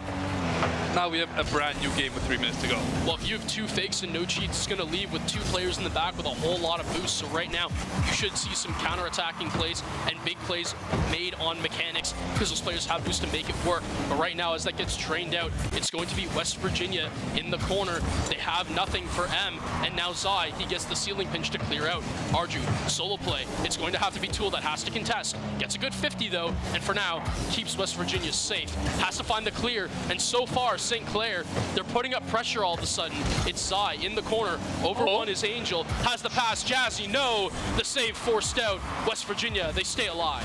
You can see Saints putting on so much pressure, forcing West Virginia to make these saves. There's an open goal. Is anyone getting back in time? Tool right on the goal line gets there. But St. Clair, look at all this pressure they're putting on. This is what we expected to see from the Saints. And finally, it looks like they've hit their stride on the offensive side of things. They definitely have, but right now, that doesn't mean that West Virginia can either. And all of a sudden, Zai has to force a 50 because Jazzy is back. Has to find the clear. The demo, though, and there's no one in net.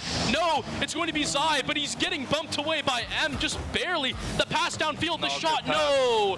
Not on target was the pass. Just a little too much on the top of the car instead of in front of it. And West Virginia, they're going to have to wait for a little while longer. That was a golden opportunity for a goal. The demo came out. If that shot was on target instead of off the backboard, that was a goal right there. There was nobody from Saints stopping that one as Saints look to start their own attack. Zai and get a bit of a contest there.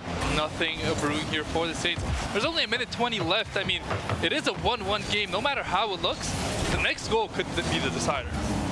A little bit of a rouge backflip there, but it's okay because Arju's already back on rotation. I'm really seeing the Saints clean this up, but that's not going to be what the game is about. Yes, clean rotations is good, but right now it's a 1-1 game. You need to try to see if you can force anything on the offense while not giving up on the overcommit. Arju, a pass downfield to absolutely no one because he's getting beat out. Jazzy not able to be there for the shot, and now Tool has to force something in the corner. The pinch, but no, Zai clears it up. Jazzy, a demo. It's now 1-on-1 in net. Jazzy fakes the pressure of a bump, and that leaves Angel in no man's land. And now Zai is going to be able to capitalize off that opportunity. And a demo leads to a goal. This time it's for the Saints, and they've definitely played a lot better than this in this game. Their only goal was kind of a defensive mishap given up. But on the offensive side of things, they've looked very, very strong. And they're looking to push for their advantage, find the third, but can't overcommit here. They have one defender back, 3-on-1. Arju looks to find the save. There's a defensive lapse right there. M finds a very, very easy goal. And there's just nobody back for the side of the Saints. It is just Arju, but with so many members from West Virginia pushing forward, they tied up at 2 apiece in the blink of an eye. They absolutely do. And again, West Virginia, you have 3-on-1. You can't really mess that one up. They tie it back 2 apiece. St. Clair, a quick kickoff. Zai needs to find a quick booming clear and has, I believe that's Arju, the pass down. Where's Jazzy? There he is, the shot, but it gets cut out. Great save there. 30 seconds remaining. Anybody's game yet again after it felt like the Saints were the winners, and that's a dangerous opportunity here. A nice bump. What a save from Arju when needed most. I mean, St. Clair definitely want to win this game. They do not want to be put in a reverse sweep situation in this winners finals, and with 10 seconds left, I feel like the chances of an overtime are very, very high. One final attack here. I don't know if it's going to get too much. It slips through M though, so maybe one final attack here. Jazzy leaves it up in the air. I don't think any shot's going to come through. It's spiked down. We're heading over to overtime in the second game. This is everything for St. Clair. If they lose this game, it could be very problematic. Over the flick, Arju, no, not quite. M, the first one to it.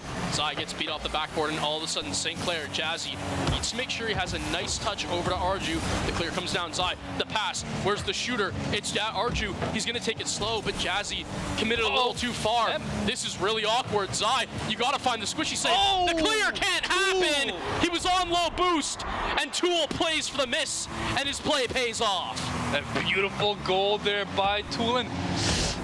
Zai just misses on that clear. It was a very tough play there, but that's definitely a heartbreaker for the Saints. You found that second goal with like 20 seconds, 30 seconds to go, and then you give one up on a bit of a defensive breakdown and a West Virginia strike.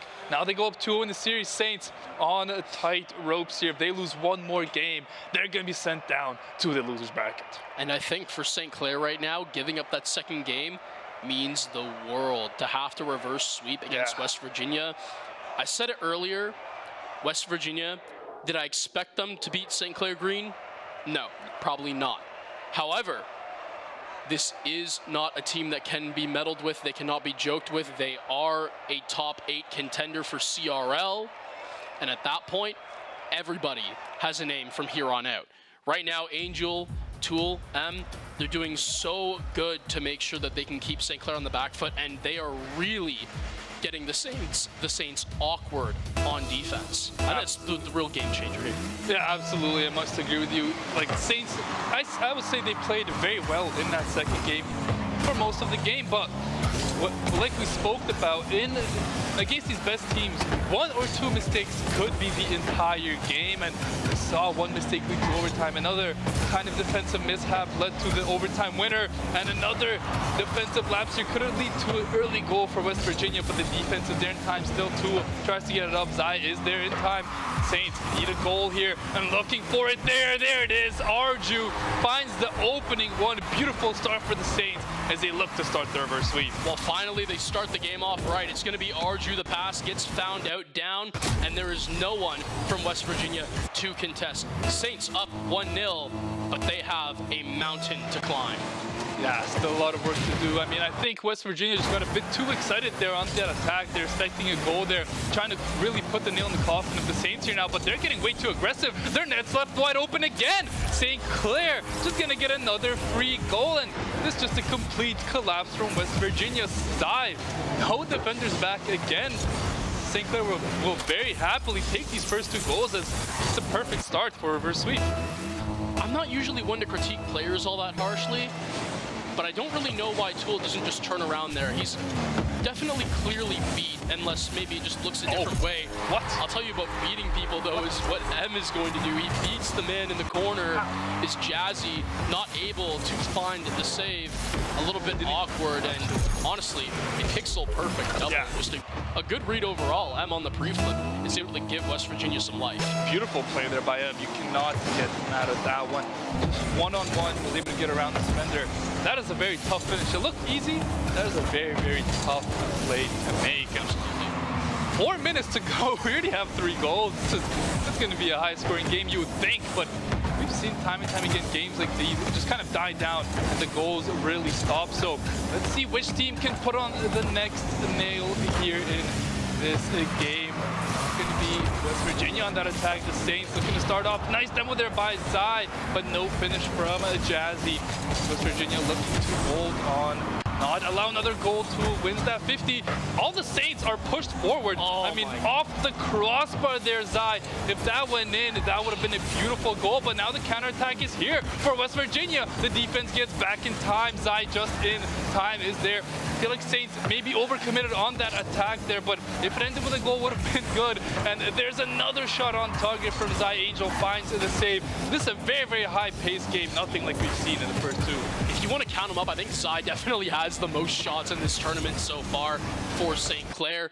I mean, honestly, might just be the tournament in general. This man has been shooting all over the place, but what it hasn't been this game is lights out. We saw one off the crossbar, and right now, you really wish you had that if you were St. Clair. Still up by 1, but as we've seen in the past, their overcommits are haunting them. And when they're left to plays like this, they need to convert, because or else they're going to have one person on the back foot.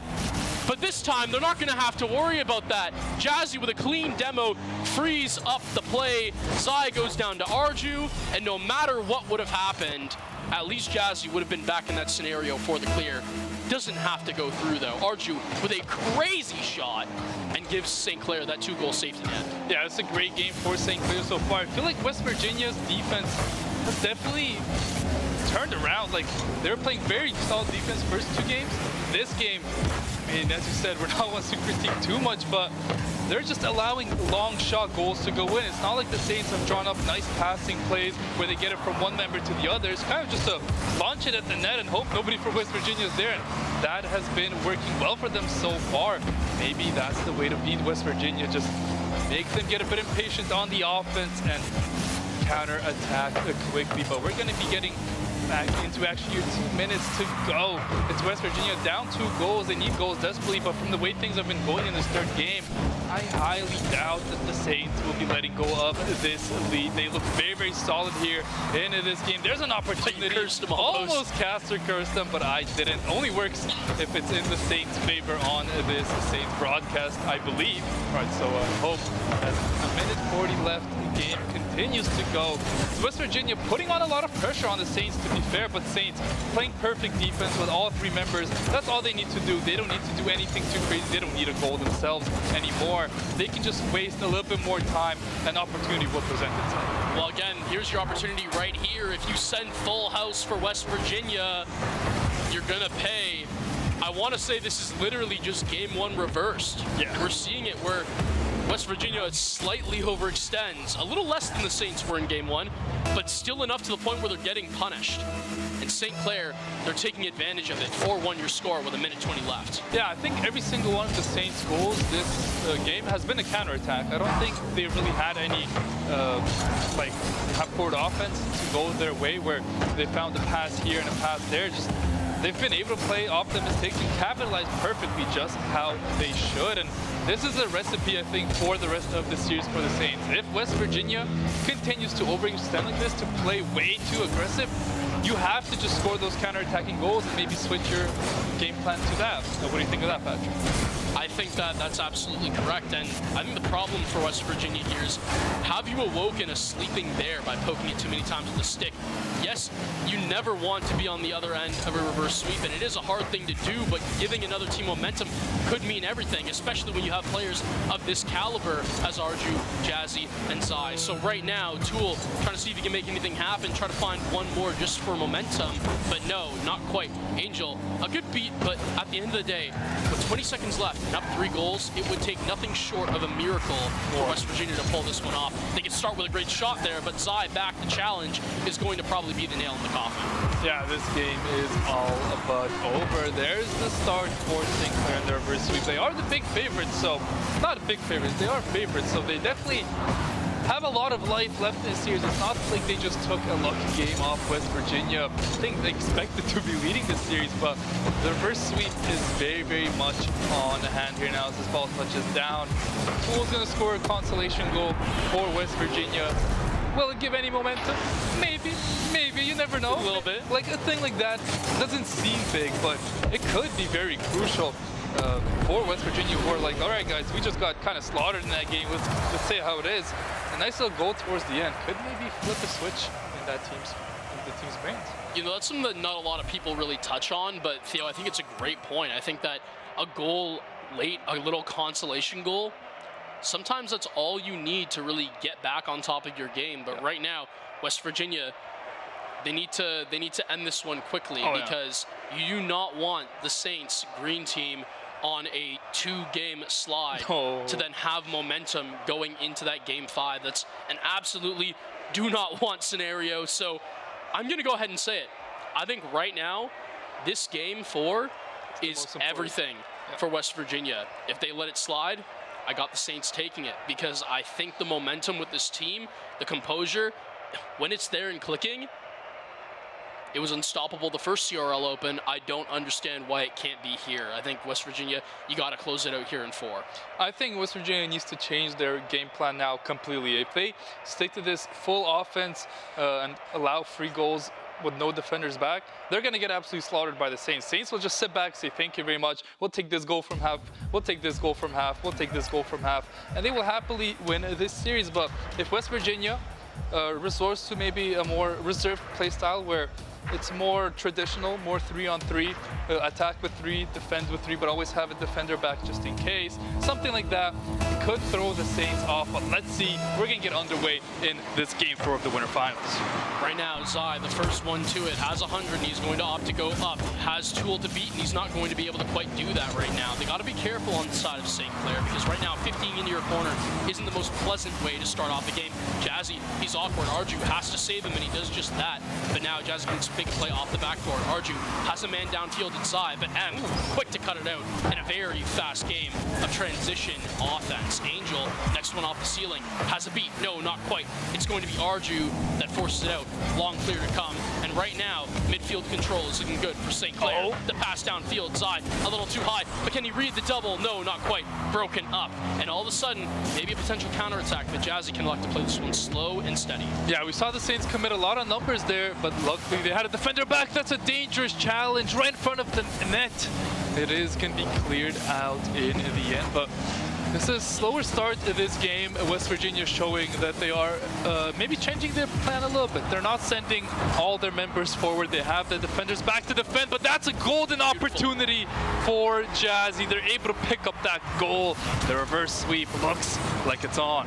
Zai, he has the beat up top, and then he uses the flip off the ceiling to be able to find Jazzy. The 1-2 combo, the link up from Versaland hasn't really been happening today as often. Usually we see Arju involved with some of these passing plays, but right now, why not give them up 1-0? St. Clair, they're in the driver's seat. But here's a 2-on-1, and there does respawn, but there's a wide open net, and beautiful save comes out there.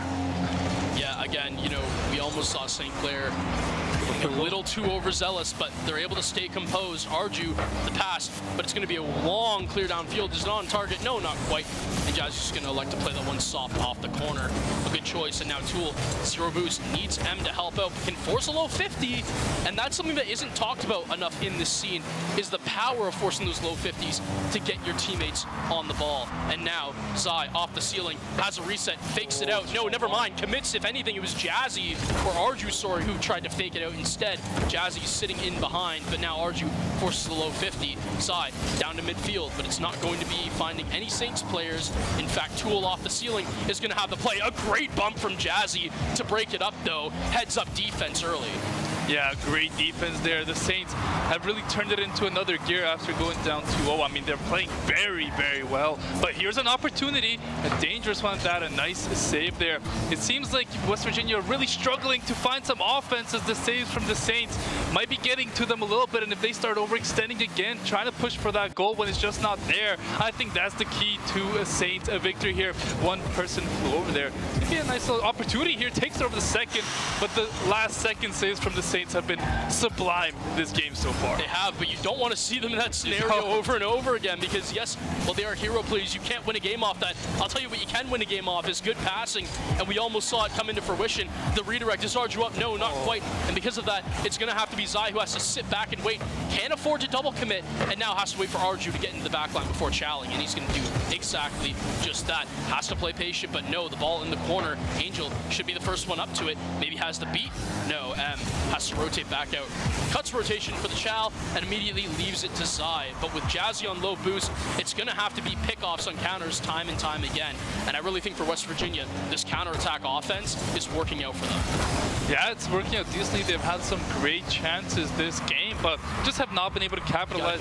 And I would say Arju's been the unsung hero this game. He's made some amazing saves on the goal line time and time again. When you think it's going in, it's just saved out. And there's a shot. The defender fully missed it, but it was off the crossbar from Zai. At minute 17 remaining, I mean, the Saints have done a great job defending so far. Can they hold on for the next minute?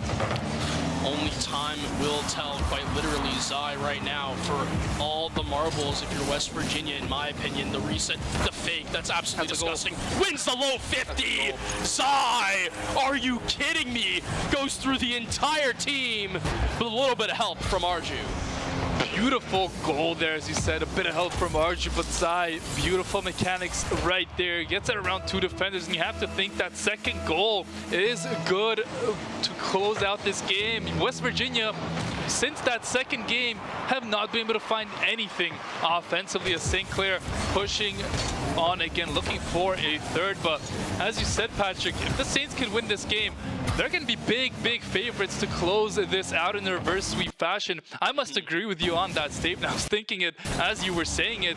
St. Clair, I mean, they're a momentum-heavy based team, and if they win these 2 in a row, it's going to be hard for West Virginia to slow them down. Yeah, it definitely is. Zai with a near double attempt, but no, Arju dives in a little bit too early in my opinion, but St. Clair, Jazzy has the bang. Zai elects to go for it. Arju calls off inside the double, but no! Finished off by Jazzy. And right now, St. Clair, they've booked their ticket to Game 5. They've booked their chance at the reverse sweep, and they've booked the game with this third one. Jazzy, a shot and a half. Beautiful finish there. There it is. And the momentum on the Saints side is impeccable. West Virginia just looked completely outclassed. They played better the first 2 games. Game 3, they got completely smashed, and I think that kind of might have put a dent in their plans. And now the Saints completely smashed them again, 3-0, allowing no goals. I mean, West Virginia, how are they going to score next game? What can they do to put a goal on the board? I think that's the question they're going to be asking themselves. But Saints, on the other hand, if they continue playing like this, I don't know if there's many teams in this tournament that can slow them down. I think you have to deal with Arju on defense. Yeah. Right now, Try and demo. he has been the guy. Bump. Yeah, honestly, like anything. You were mentioning bump as well. To me, you have to. He's simply getting most of the clears. He's finding his teammates downfield, and then he's also getting boost in that back pocket to help out in plays where he can be the exterminator, be that enforcer down the line. We saw that with Zai's goal earlier. Again, he is really, like you said, the unsung hero of that Game 4. And in Game 5, he's a problem. Yeah, I feel like if the early goals came through and he wasn't there to defend them, that's a complete different game. But the fact that he was making those saves, like very crucial saves, like 3 of them in the span of 30 seconds to really slow down West Virginia and not allow anything to go in. I feel like now that West Virginia haven't been able to score very many goals in the last few, like 10 minutes of Rocket League, they're really struggling on the offensive side. It's going to be very interesting how they decide to play this offense. Are they going to go back to what they did in Game 1 and 2, where they just kind of full on aggress and try and find those goals, but are vulnerable to the counterattack? Or are they going to try and play a bit more slow-paced game, which I think favors the Saints as well? Well, if I were West Virginia, I'm not going to tell you anything because I'm not giving you no answers here. I mean, what are we doing right now? We're a Saints stream. This is Game 5. We got Saints, we got West Virginia. In all honesty, we did actually say it earlier. I can't say that we won't tell you. It's Arju. You got to deal with Arju on the defense. Yeah. You got to get him awkward. And right now, they haven't quite found the answer to that. Starting off strong, West Virginia, St. Clair. Winner moves on. Loser has a long day ahead of them. Oh, and Jazzy looked for the opening goal there in this Game 5. All decisive game. Saints trying to get the reverse sweep. If West Virginia can win this one, that would be a hell of an achievement for them today. Let's see what team is going to come out on top after this great battle in the first 4 games. Going to be Tool going for that 50. Zai refusing to let him pass. A great defense there. Now Zai going to start the attack. Now he's going to just back up here. Now he finds his touch. A nice 50 there, Jazzy. Going to give the attack pass over to Zai. Can Zai find a teammate? Yes, he can. Jazzy just a little bit too quick there. Not enough patience there, but still the attack's going for the Saints. They've started off good in this Game 5. They need to keep it up, but West Virginia haven't shown anything yet. Here's the attack coming out from them. Can they get a shot on target? No, the defense from the Saints is perfect yet again. A minute so far in this game. Both teams starting off pretty good. I mean, it almost feels like you can hear a pin drop. Oh! First goal is so there beautiful! And finally, it gets sent through. No one else other than Zai to be the one to book the marker down, but Arju doing all the work to create the play. Arju gets the beautiful shot off the crossbar, lets it sit right in front of the net, and you can't find it better feeling that is Zai. Wide open there, it's just gonna walk through, find the finish. Saints yet again start off hot. They get the opening goal. Now they put themselves in a prime position for this reverse sweep, and they are going to be feeling very good about themselves so far. West Virginia, you can definitely feel the momentum shifted in the Saints' favor. You can just tell that their gameplay isn't as sharp as it was in the first 2 games, and the Saints, have really put a lot of pressure on West Virginia to perform here, and they have not shown up to the task. Saints pushing it again, trying to find that second goal. The only thing is I just get worried whenever I see multiple of these Saints downfield. I hope the counterattack doesn't come back to bite them in the butt, because it happened for the first 2 games. But I will say recently, I think they've gotten a lot better at dealing with that. As I say that, the shot comes through, but Sai, quick to deal with it.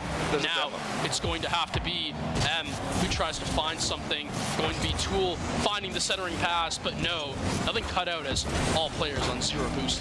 A little thing we might have missed, Arju did get demoed on that attack from West Virginia, so something we did talk about, looks like they finally took into consideration, and they're trying to take Arju out. Still did not lead to a goal there, but here's a dangerous attack. Another demo onto Jazzy here. That looked very dangerous for the Saints, but they're able to get away with this one.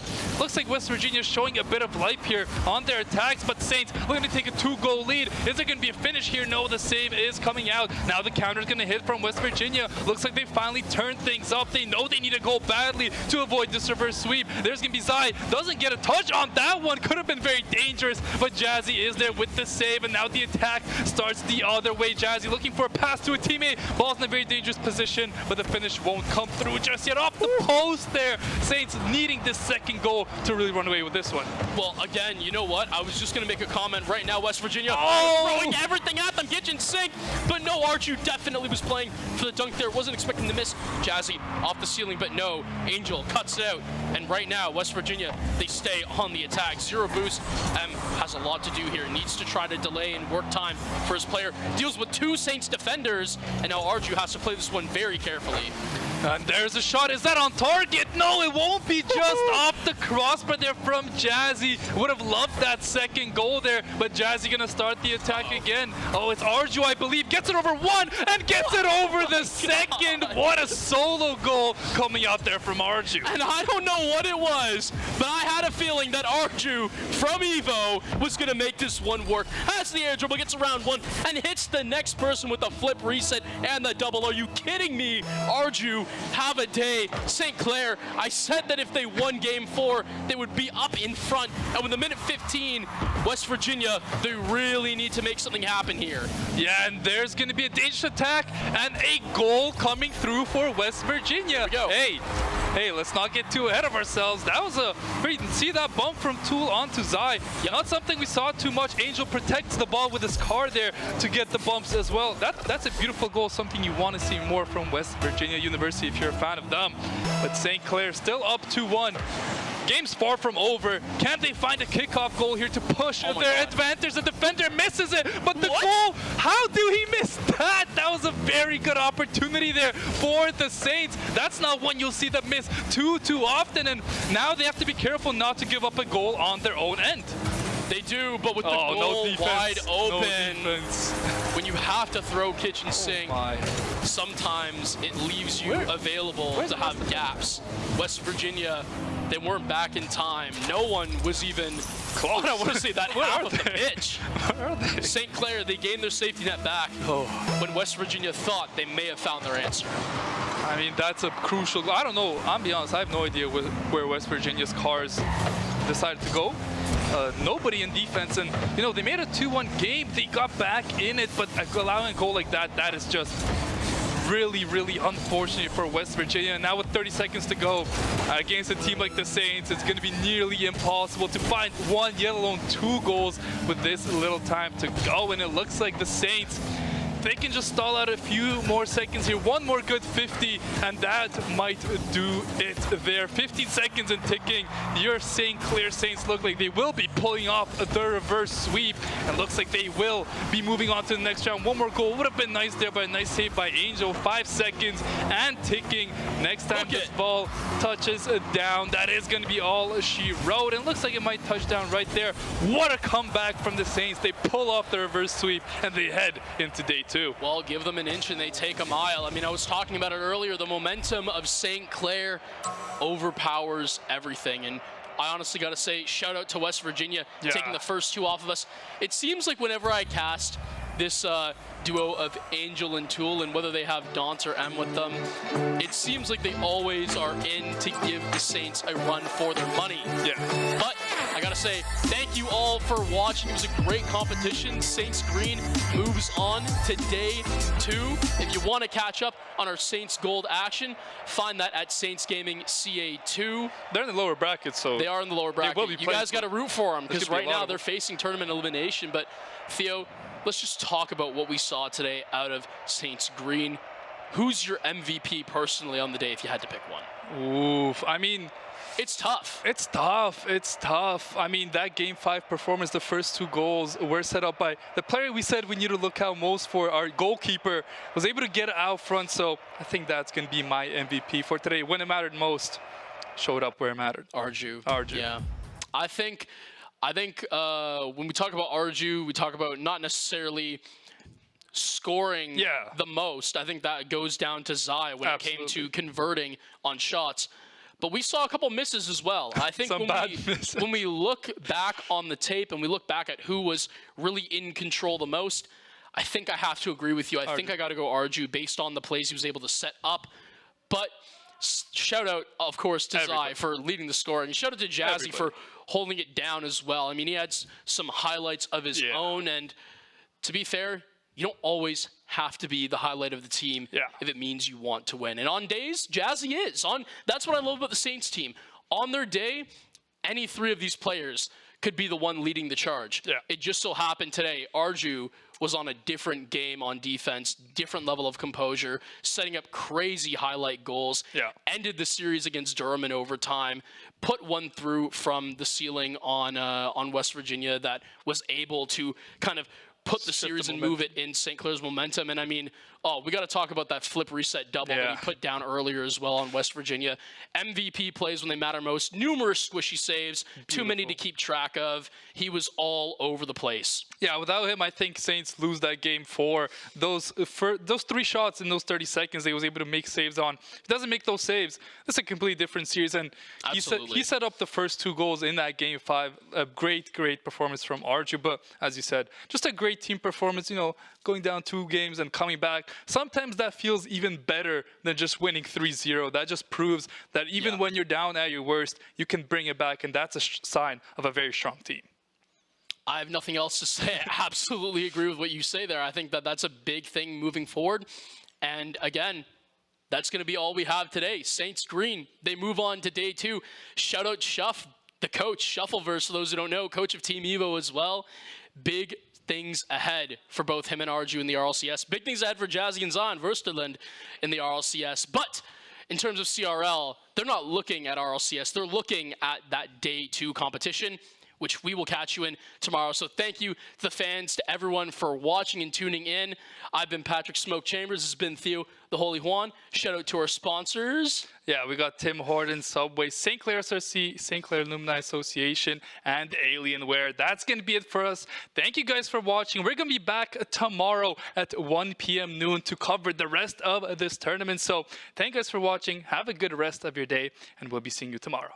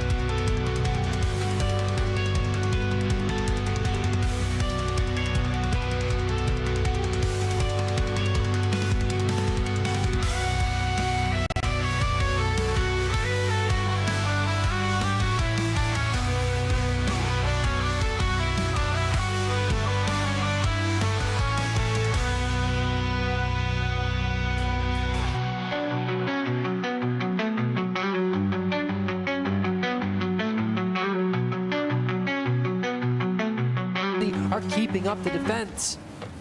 Kaiser's really been boot starved. They're unable to really attack, but here comes Denzi. Tries to get a nice save in their own zone, taking it into the Saints zone. Fabso ready for the defense. He is. He's gonna clear it out. The Saints approach onto the Kaiser zone. Fabso had a chance right there, but Kaiser was just able to mount a huge presence. All three players on the ball in their own zone. Comes Kaiser. It was close, but the Saints are on attack once again. Backing up now, Denzi's going to take that 100 boost, get it past Christian, who's up there and aggressive, looking for a bump or looking for control of the ball. Now Denzi's going to bang it out to try and find Zinviz, but Kipper is there to just dance around the ball as he control. Now Fabso has it in the air, looking for a flip reset, tries to get it below Prism, but cannot find it. Now Christian has control, gonna get it in the goal. 3-2 with less than 30 seconds left. A great way to slide it in. Just a small tap to deny Zinviz that save. Christian putting on a masterclass right now, and just like that, he has become the hero of Saints Gold. 26 seconds left on this kickoff.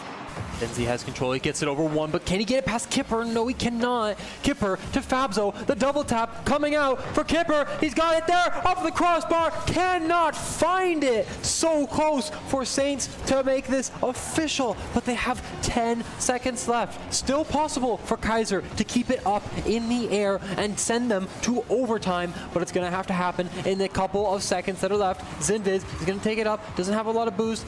I think St. Clair are gonna look just to drop it right down on the floor, and that's what Fabso is gonna do, dropping it down. 3-2, two very close games, Hayden, and some great Rocket League played on the pitch. Great Rocket League indeed. First it was Fabso, then it was Christian. We're waiting for Kipper to shine, but he was still pretty good. But Christian right there in that second match, all three goals, a masterclass from the Saints Gold. Yes, I mean, indeed they are the gold team, because these golden boys have been shining so far amazingly through this game. And we will be right back, ladies and gentlemen, while we get into our next game. We're going to figure out who we've got for you against the St. Clair Saints gold team.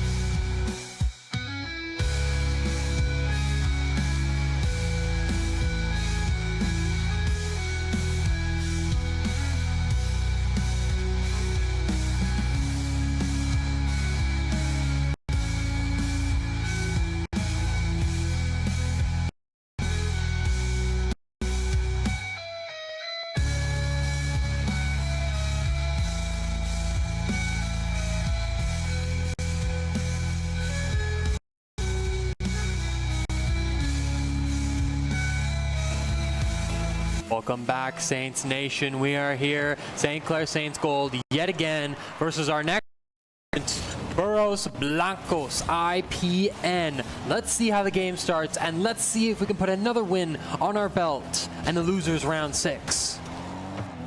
Go, the Saints. Gonna start us off quickly here, keeping it in Burros' zone, but betrayed, able to bring it out. Saints zone. Christian now up on the wall. Is he able to into the net? A beautiful play by Burros up on the wall to deny it, but Kipper is gonna follow through. Burros hanging out on the wall like Spider-Man, unaware of Kipper coming in from below. Beautiful start for Saints Gold. Yeah, it wasn't a good positioning there from Storm. He didn't get any kind of save out there from the backboard, and Kipper just had the right angle at the right time. Game. St. Clair Saints have put themselves in the opportune moment to get another lead off of Fabzo's shot, but no, Kipper is going to be the one to score the second goal with less than a minute of game done. This is going quick, Hayden. That's a great Saints attack, just as they started last game against Kaiser University. Quick goals, less than a minute in. We have a 2-0 lead for Saints Gold. Let's see if they can keep the pedal to the metal as Burros Blancos encroaches on their zone, but Kipper able to clear it. Off to Christian, off the wall. Could Kipper follow through? Up in the air now. Kipper taking it himself over to Storm and Fabso in the other corner. Fabso gonna try and lay it up for Kipper. Kipper denied by Storm. Christian there to follow it up. In front of the net now, but betrayed. Able to clear it. Good Burros take it in their zone. Unable to capitalize, but they still have possession. Betrayed. Could he get one? Fabso just stands there, stares down the ball as Burros tries to go in for a goal. Unable to get it. Now it's betrayed, and Christian, could it be lined up? No, it's not. Masterly back into the Saints Gold zone as Fabso is there playing that goalie position. Possibly line it up. No, Kipper is there as the Saints defense looks impenetrable right now. Some great shots out from both teams. Burros Blancos putting up numbers and trying to put up goals as well, as Masterly is going to put another shot onto their side. And now St. Clair Saints, they're still 2 goals up, but there's still 3 minutes left. But beg my pardon, Kipper has come. He has now put the 3rd goal on the scoreboard for St. Clair Saints Gold. Beautiful stuff again from Kipper. Now the Saints are able to time that goal a little bit better now as they're able to drain the clock. Up 3-0, a comfortable lead early on against Burros Blancos. Storm bringing it in to the Saints Gold zone. Fabso up on the wall, denying the shot in front of the net. And they keep it out of this corner. Fabso contesting against Masterly, unable to get it out of the net, or get it out of the zone, pardon me, as Christian is way up in the air. Betrayed with him. Kipper now trying to bounce it off of the corner up to Fabso. Christian not able to follow through, but can he keep it into the zone? No. Masterly now has a chance at a nice shot, but Fabso is there. A beautiful save to save the shutout. The Saints on attack quickly. 2:30 left. Masterly, can he keep it out of the Saints' hands? He can, into their zone. Kipper now into the corner. Fabso able to clear, possibly. Masterly contests. Betrayed, just trying to get a piece of that ball. Fabso in front of the goal for Christian! A beautiful 4-0 lead with 2:14 left on the clock. I can't say anything else other than Burros Blancos have to get back into this game. Like 4-0 just cannot happen in this losers round 7. You're done here, you're done for the day. And we've got a lot more ahead of us if we move on after this game. It's a really great stuff right there from the Saints. They're able to just tack on to this lead as Betrayed is in front of his net, stopping the bleeding potentially for a second. Storm now just trolling around his net, ensuring that Fabso, Kipper, and Christian can't. Fabso is up with Betrayed. It's a little bit off target, but Christian again is there in front of the net. A sneaky cherry pick, possibly from Christian. Beautiful stuff. An overcommit from Burros Blancos. Nobody was back expecting Christian to be there. He dived for the play and then was there in the position perfect to get the shot. And just nobody on the other team planned for it. A quick sneak attack from Christian.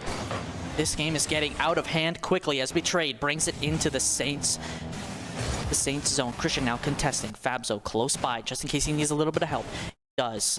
Fabzo trying to clear. Kipper takes it away. Trade up for the contest. Christian, could he dunk it? No. Storm is there. Kipper able to deny it. Betrayed trying to just get it past Kipper, but Kipper is a brick wall. Unable. Comes Christian into Burros Blanco's zone. Fabso ready for it in the mid, but it's denied. Storm here, bringing it into the Saints zone. Christian now on the wall. Burros Blancos, they need something, anything to take away from this first match. They needed to be playing a little bit more aggressively. We haven't seen a lot of opportunities open for them on the pitch to try and get any goals in there. Sure, they've gotten a lot of shots to their name, but shots do not convert into points in this game. You need that ball in that net, and if you don't get it, and you let people like Christian absolutely dunk on every defender of Burros Blancos, you're going to be out of the game before you know it. Beautiful assist from Fabso right there onto Christian to seal this one. 6-0, 48 seconds left. Burros Blancos needs to come away with something here just to feel a little bit happy with how this result is going. They need to take something into that second match. Christian, Fabso, and Kipper are trying to deny all they can. Storm up against the wall. Double demo from Betrayed. Their best opportunity yet, but they're not able to capitalize. Kipper with the save. Beautiful work from Saints Gold. 30 seconds on the clock. Christian still on the attack, pressing the advantage. Fabso now into the corner. Kipper aware of the ball's position. Bounces it off into the middle. Anyone there? It's Masterly. He's bringing it back into the Saints Gold zone. Christian now with 10 seconds left. Fabso possibly dunk on it to make it the lucky number 7. It doesn't look like it. Kipper now possibly trying to seal this one away as the time expires, and all Burros Blancos can do is watch as they lose their first match this series. I mean, they had so many opportunities to get it in there, and especially the double demo out from Betrayal. I mean, you can't get a more open net than that. A 3v1 for a couple moments is more than enough to put a ball in the net. But Burros Blancos, they just couldn't do it. The defense was just too strong out from Saints Gold. Yeah, Saints Gold, they played a perfect game. I think that was their most perfect match all day. A perfect shutout, lots of offense, but a rock solid defense. There's nothing really else to talk about. Burros Blancos need to quickly refresh, recharge. As soon as we get into the second match, it's all about taking it back. We gotta start somewhere, get an early goal, try and push the Saints into an uncomfortable position. But right now, Saints are playing with house money. There's no pressure at all. No, they just have to play their game, and what they've been playing so far has been working for them. Playing the passing plays, playing to force it for each other, playing to just nail it in the net as fast as they can. And as we head to this next game, it's match point for St. Clair Saints Gold. Let's see if Burros Blancos can answer back and send this to a game 3. Betray with a nice shot on net to start us off. Like I said, Burros Blancos need something early, but they can't find it. Could they? Fabso, a beautiful save for St. Clair to stop that immediate Burros Blancos attack. They look much better early on, but the Saints defense still holding strong. Fabso, could he possibly get the clear? He just mistimes it. Christian, though, tries to get some bumps onto the ball, but it's Masterly with a beautiful shot just off by an inch. Betrayed up into the air, down in front of the net. Fabso denies any chance of a Burros Blancos goal. Storm now trying to make something out of nothing. Masterly into the Saints zone. Storm has a chance on a bump, but he just can't finish it. That's the story of this match. Burros Blancos unable to capitalize on any Saints mistakes. You know, they may be challenging the Saints at where they are bringing the ball very keenly, but one thing Burros Blancos are not doing is they're not accurate enough with their shots. We saw Storm put a shot on net and didn't get in the goal, and now it looks like Betrayed is going to put another shot on the net and doesn't get a goal. So many times Burros Blancos are finding the shot, but not finding the net. They can hear us, Wyatt. They must be able to hear us. We've literally been calling out their inaccuracies these last 2 matches, and Burros Blancos can't find the net. Saints, though, they haven't been able to find the net as well this match. They need to start somewhere. Fabso Rise with the defense. Kipper above the crossbar. Could Masterly find something here? No, Fabso again is just destroying these Burros Blancos attacks. All he can do, sit back and watch as Kipper tries to bring it in. Masterly, a nice save. Burros Blancos has definitely been the more aggressive team this match. Kipper, could he get something? Masterly, a chance. Nothing. As the Saints aggress into Burros Blancos' zone. Christian, a nice tap. Could he get the double off the backboard? Fabso is there, but he gets bumped. Saints need to retreat. Or could Kipper change the tide of this in one hit? Can't trade into Saints territory. Masterly trying to put something on that goal and not, or just halfway through the game now, 1:30 left on the clock. Burros Blancos, I mean, they're still on the back foot. They're still a game down. And even if this goes to overtime, it is still in the hands of St. Clair Gold to take it back as Christian puts another shot on net. I've got to see the scoreboard after this to see how many shots have been in this game with no goals, but maybe Storm will change it. But no, Fabso is there to make the save. Great wall of Fabso. The Saints defense. Kipper with a demo. That is the spark that the Saints need. Quickly, hopefully, before the Burros Blancos player is back. Kipper into the center. Two players there, Storm and Betrayed. Oh, they were so close. Again, Wyatt, they're just unable to capitalize. Both teams this match have been trying, but Betrayed breaks through. It's Burros Blancos up 1. The Saints, they need to regroup, and they need to do it quickly with 1:37 left. It's the kind of moment that Burros Blancos are waiting for and has come to fruition. They needed this momentum to propel them into this game. I think they can take a couple more on the pitch unless Fabso has something to say about it in the air. Flips, misses it, but gets a bump.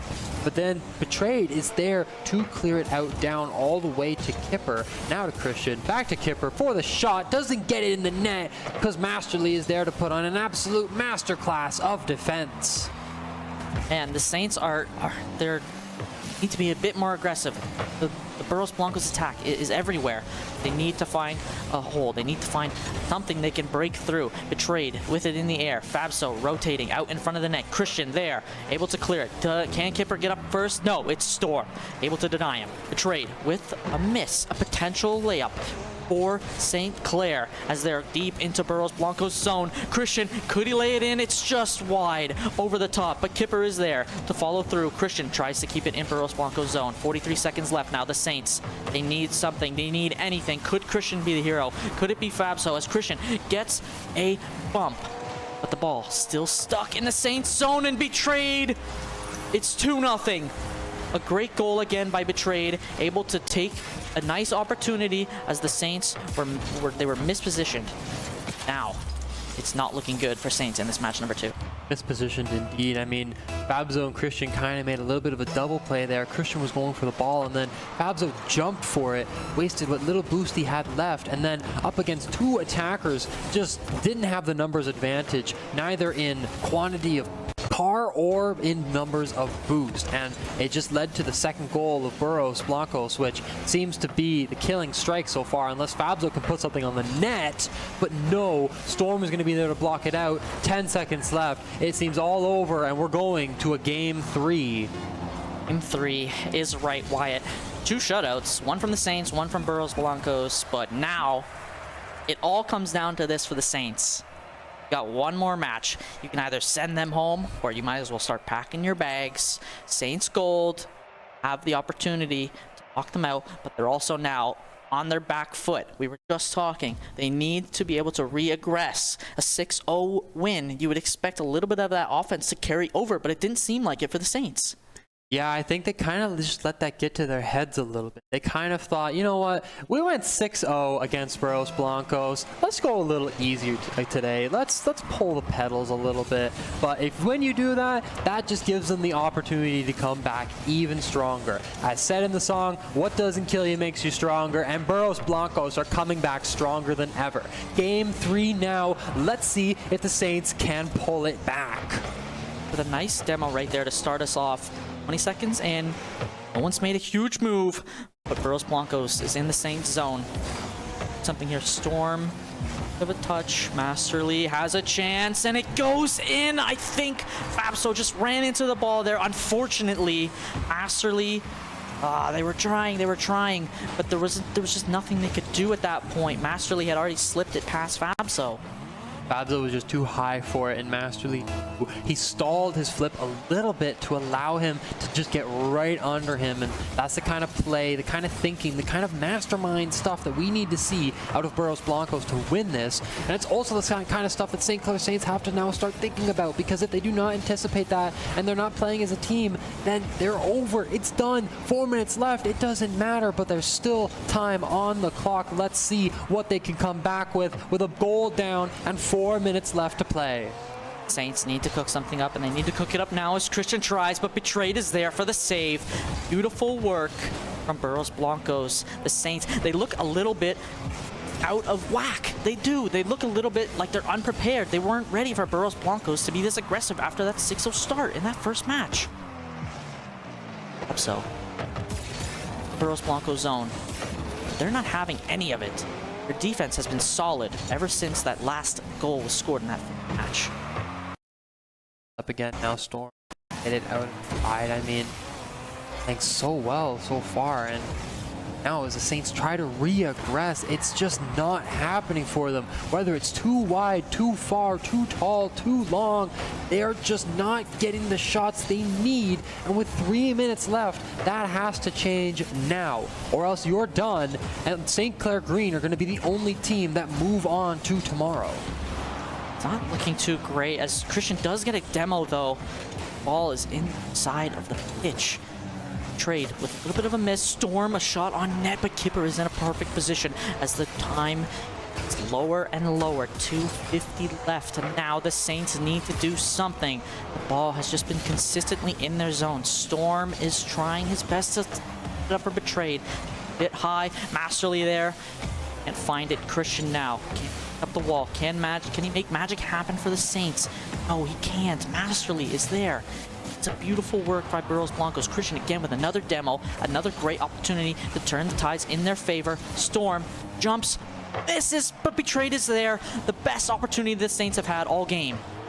It's like a shot and a goal from Fabso out of thin air. Fabso the Fabulous has tied it up. I had given that to you, Wyatt, because I had thought that Betrayed was going to be right there, but he wasn't. I wasn't expecting it, and that's what the Saints need. They need unexpected plays like that to break through Burros Blancos' defense. Now, Masterly into the blue zone. Can he find something for Burros Blancos? Storm tried to keep it in the air. Fabso says not today. Christian has an idea of his own. Will he get contested by Betrayed? He will. A great contest over Kipper's head, almost over Fabso's head. I thought that was going to go into their zone. Fabso now rotating out. Burros Blancos again. Kipper with a miss, and the shot is in. The Saints are down 2-1 with 1:47 left. Just rough timing, rough positioning there. Fabso caught trying to rotate back into net. It's not great for the Saints right here with 1:47 left. Christian cannot be caught like that, just getting swept right over by the ball. And now with 1 goal down, Storm defending it, trying so hard to make this a tie and send this to an overtime with 1.5 minutes left. But Betrayed is not having any of it, and Burros Blancos are keeping up the aggression. Great stuff here from the Saints. They have an opportunity. 1:20 left, but Betrayed again is everywhere this match. He is able to deny Fabso. Now, Burros Blancos has an opportunity, but Fabso, great save. Masterly into the corner. Betrayed and Storm right behind him. 1 minute is left. This loser round 7 between Burros Blancos and Saints Gold. Kipper trying to clear it out to relieve some pressure that Master League and the Burros Blancos squad are applying to them.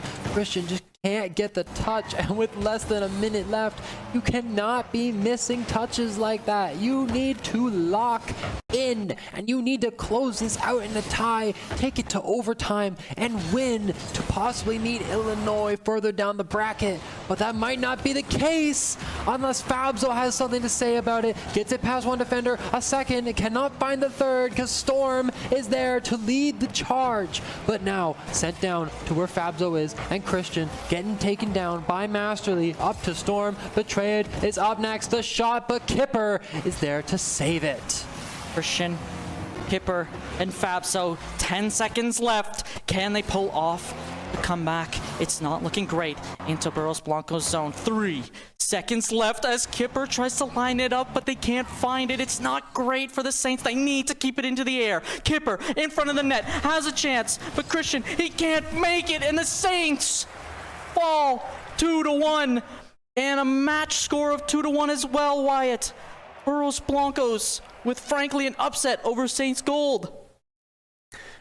Dreadful indeed. I mean, it's sad to see that the boys had to lose that way. Congrats to Burros Blancos. I mean, they played absolutely fantastic throughout that. Very aggressive, very well on the defense, and they were also well on getting Saints out of their comfort zone. I mean, we saw the first game. We witnessed the scoreboard 6-0, the highest scoring board we saw all day, and yet they didn't win that?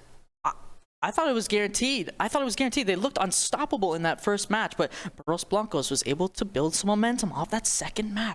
And then take a lead, just play great, solid defense, and Saints Gold was just unable to crack it right at the end. Yeah, I mean, we saw a lot of plays out from today from the St. Clair Gold team. I mean, it was Christian lighting up strong first on the offensive. Then Kipper came alive in some of those later games, especially the first game of the series, helping score that big 6-goal lead, and then the rest was all up to like Fabzo. He got in, pushed it through right into the net, and was also great on the defensive end as well, showing why he is a 2023 CRL champion. Not his year though. The Saints Gold, weren't able to capitalize. Fabzo though, he did have some great defense, but overall the Saints, they just couldn't find a way at the end. No, they couldn't find a way at the end. And ladies and gentlemen at home, if I'm hearing this right, it's all we have for you today. We will see you guys in another one. Thank you for joining us on the cast today. I'm Wyatt, Swag Studios Rapson, joined with my devilishly handsome co-caster, Hayden Phaser King. We will see you guys in the next one.